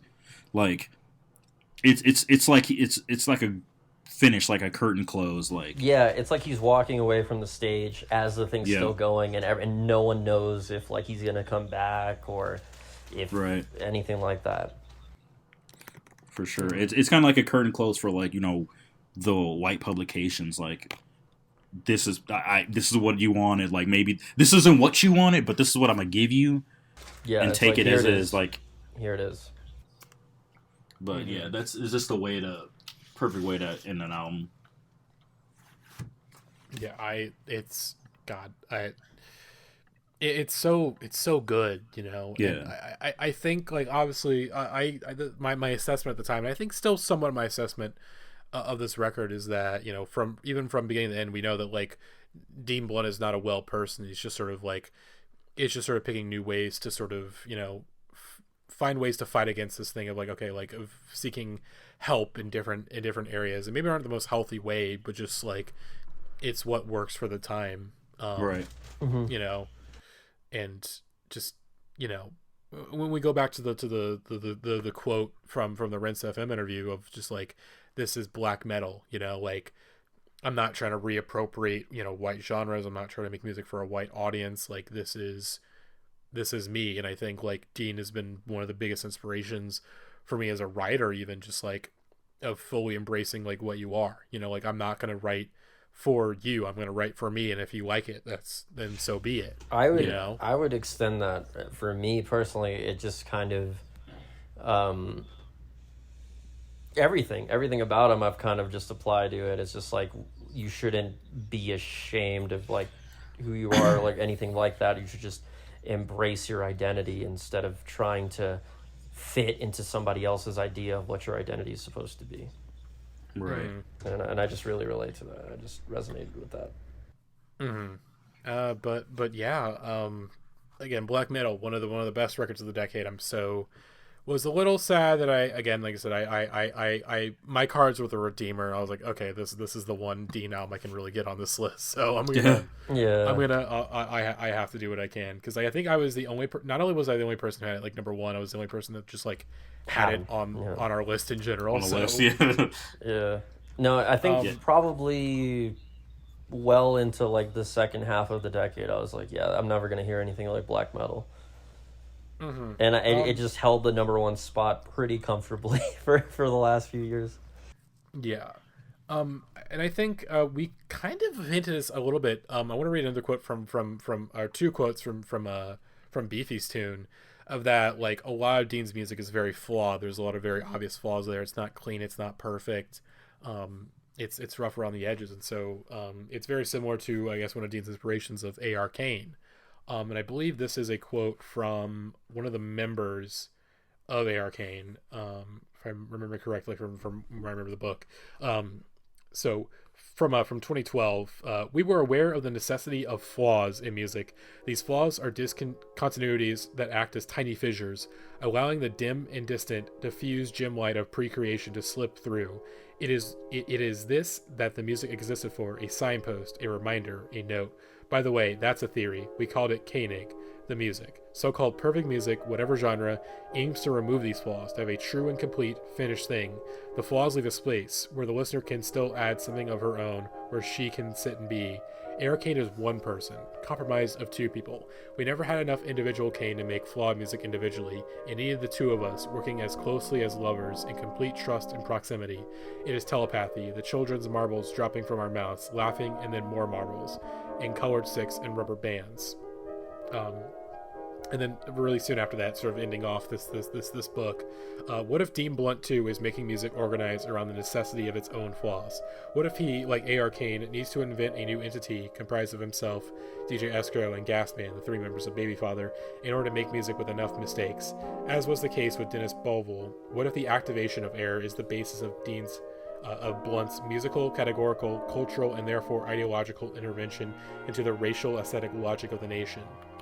The path from mistake to error to flaw to transgression rides along the violently policed border between being proud to be British and knowing Britain doesn't want you. Such was the score for Beefy's tune. A.R. Kane heard it a decade later and turned it into dream pop. Maybe with Blunt's BBF, we are locked into its latest pirate transmission. And really, I think that quote could also apply to black metal also with sure. BBF. Mm-hmm. Or most of Dean's music. I bet anything that he'll release in the future that we haven't even heard, probably you could apply that to. Mm-hmm. But yeah, again, this is a heavily flawed record, but that's what makes it so good. And so in my eyes, like quote unquote perfect, is that it's everything laid out. You know, it's genuine.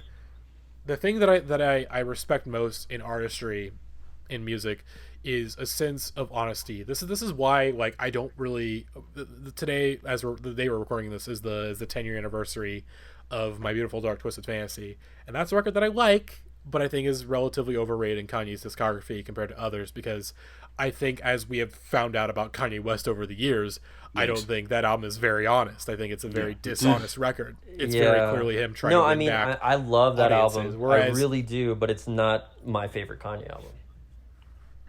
My favorite Kanye album, of course, is Yeezus, which I think is his most honest record. It is his best. It is his best. His best record. What anyone says. I agree. I'm with you there. I'm completely with you there, because it's simultaneously his most honest record, because here is Kanye West, all of his flaws laid out. It's an ugly, like, it's funny that obviously, like, that My Beautiful Dark Twisted Fantasy is called that, when really, like, those names should be, like, kind of flipped in a way, because, like, this is, like, that album, Yeezus is just a dark, twisted fantasy of, like, it's very, very funny that you mentioned Kanye, because I mean, Kanye was my favorite artist for a very long time. I mean, I, like, definitely looked up to him all the way. I mean, I love Yeezus, probably Yeezus, Pablo. I mean, I saw him live on Pablo, but it's funny because after I heard Dean Blunt, after I found out more about him, I was like, this guy, to me, he does what attracted me to Kanye initially, just better. In terms of, like, being anti-industry, genuine, vocal, not afraid, ballsy, you know, all this stuff. And like you said, as the years have gone on with Kanye, it's like, okay, yeah, he's a pretty flawed guy. And I mean, so is Dean. But I think in terms of who I am as a person, I just resonate with Dean a lot more. Mm-hmm. Because, like, I'll go ahead, Ty. Oh, no, I was just basically going to say, like, just his, it's like a very just subtle way of, like, being honest and, like, just kind of opening as much as he can music wise, because like we said in the beginning, like, you know, he's very mysterious. We still, you know, we don't know what he's always doing, but, like, just when he puts himself in, like, a music aspect, like, there are tracks that you can take away that you're just like, man, like, is this it? Like, this is him. Like, this is you basically calling out, like, you know, we recognize you, but, you know, he still, like, is so well at putting it in such an artistic way. It's just what makes him a beautiful artist. Like, you know, Matt, you love Yeezus. I also love Yeezus. Me too. Like, Yeah. you know, yeah, like, you know, Kanye West is like Guilt Trip to me is like Dean Blunt's X. Like, it's just like, it's like, you know, just a way to be like, look, like, you know, with Guilt Trip to me, it's that's like one of my favorite Kanye songs. yeah, it's so that's my favorite Kanye song as well. It's an amazing song. It's like he's like trying to like, how do I like say it? Like he's trying to like portray himself like, you know, I can do all this shit like for you. Like you're into Leos, like, you know, I'm into trios. Like I can do all this shit for you. But like at the end, it's like, you know, with Cuddy's like, if you love me so much, why you let me go? Like with X, it's like he's pouring his heart out at the beginning, but like towards the end, he's kind of like, why the fuck did I do that? It's like a yin and yang. Like that's how I feel about it. Yeah. And I mean, I think that the yin and yang thing is just, I mean, black metal as a whole, really. I mean, you have those two sides to it, and you have all these different aspects to it, and him, even Dean contradicting himself on the record, but... Yep, for sure.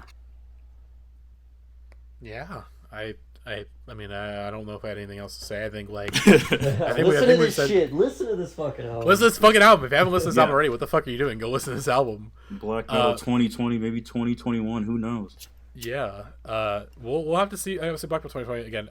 I'm just so intrigued what, like, you know, what the next step is, because, you know, Soul on Fire in a way was sort of a throwback to his sort of, you know, sort of more like Redeemer era stuff. But it also felt like more, you know, it didn't really feel like any of his other stuff, you know? And I do think if that's the taste of what would come in a new solo album, then I'm very, very excited.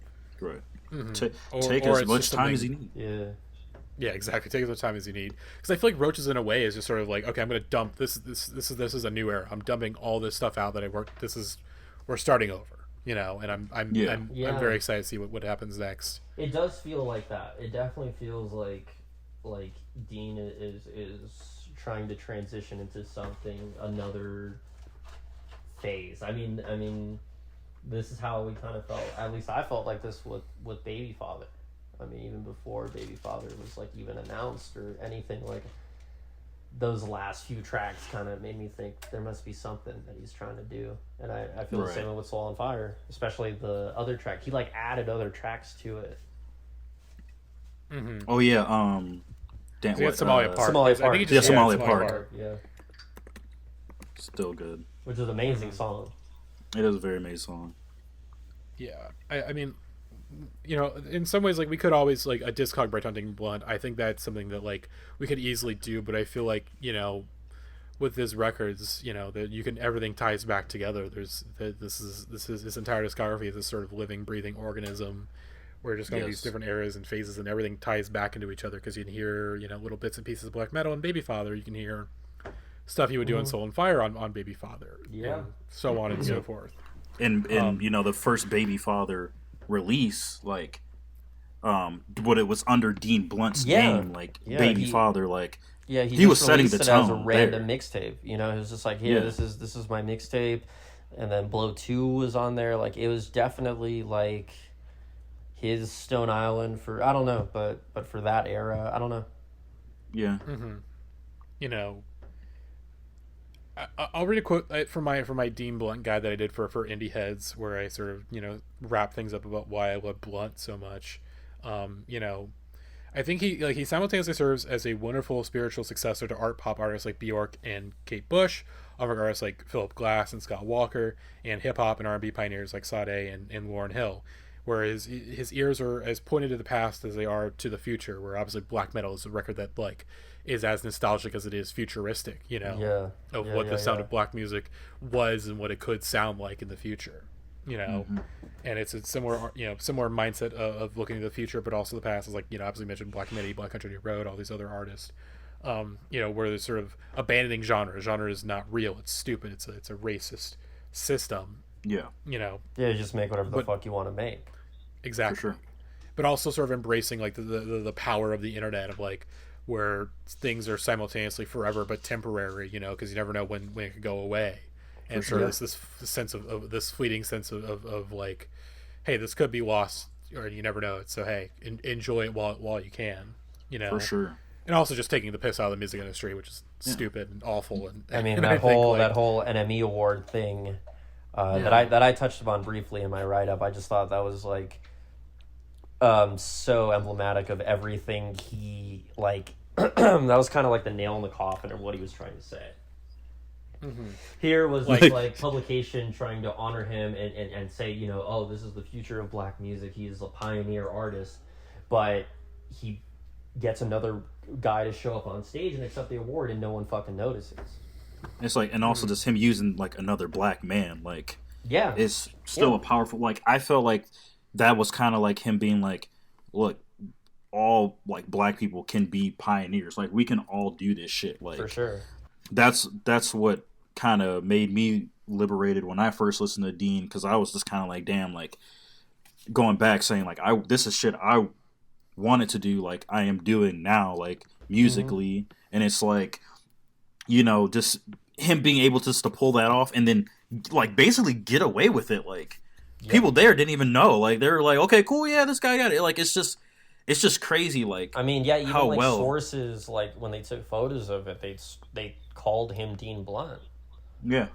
Like, yeah. Like, he's in, using different alias, like Glenn Danzig, like using different aliases and Hype Williams, just all of that. He's just able to just kind of like, it's like he set himself in a way that like we recognize him as Dean Blunt. Like that's not even his name. Like that, it's not even him. Like it's no, that's not his real name. Yeah, it's crazy that like just an alias can get you so far. And it's like this is, I mean, it's not really off topic, it's still on Dean Blunt, but like it's the video that was on like the Polly Jacobson's account, and it's like it's the Star Wars video, and it's like, I'm gonna call you Toby or whatever. It's like, and it's like the really nigga, and then it's like, it's like it's like just taking it back to like Black history, like being stripped of an identity,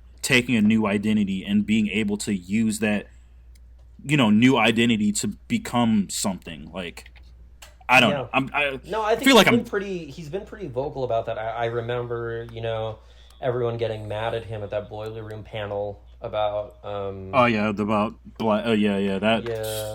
Lord, I mean, I get I got the frustration, but like at this, I mean, he's be as a black man, like black person, like in America, like I understand what he's saying. Like I'm not from UK or anything like that. Like but I get what he's saying. Like that is so. There's other avenues you could take, but he did like just pulls it off like so well. Like just being able to just be like, look, like I know what is best for me. I know what I can do, and it just works so well for him. Yeah, and I think which is what makes him powerful. Yeah, another really great interview about that is he did a conversation with Gaika, who's also an incredible artist. The Hackney versus Brixton thing, I believe, it was from Crack magazine. I believe so. Yeah. I can double check. Yeah, but that interview, I think that's like probably one of my favorite Dean interviews, because it's just, since he's talking to someone that he likes and knows, he is very genuine. And I mean, I think also what Gaika says, they're both, Black British men who were part of the same, circle of experimental artists or whatever you want to call it. But hearing both of their perspectives on things was, I mean, refreshing. For sure. I got to revisit that interview. I think I've only read it maybe once or twice. It's great. It's a really, really good interview. The photos from that are really well. I really like those. I think one of him like holding like a blunt was like my header for a while on Twitter. I think him posing in. I think one of the stalker videos, like him posing in front of a car, that was like my Tumblr header. I think it still is, because I haven't touched my Tumblr in years, but. So yeah. Yeah. All right, that I think that does it for the retrospect. Once again, thank you Armando, thank you Ty for Hey, thanks for thank letting me express my love of Dean Blunt over different media forms. I mean, writing, podcast, Yeah, same for me. I've been like just I have drunkenly gone off tangents with my brother, and just being able to talk to like other like-minded people that like Dean Blunt from beyond the Reddit page. It's just being able just to speak about it, because I barely do. So yeah, it was really nice to do this. Yeah, it's always a bunch of fun. Yeah. All right. We are. I think we might have again, like I said, for something that's coming up. We have a little bonus talking more about Blood and what we think is next and roaches and stuff. But that'll do it for this episode on black metal. Hope you guys enjoyed, and we will see you all later. Bye-bye. Bye.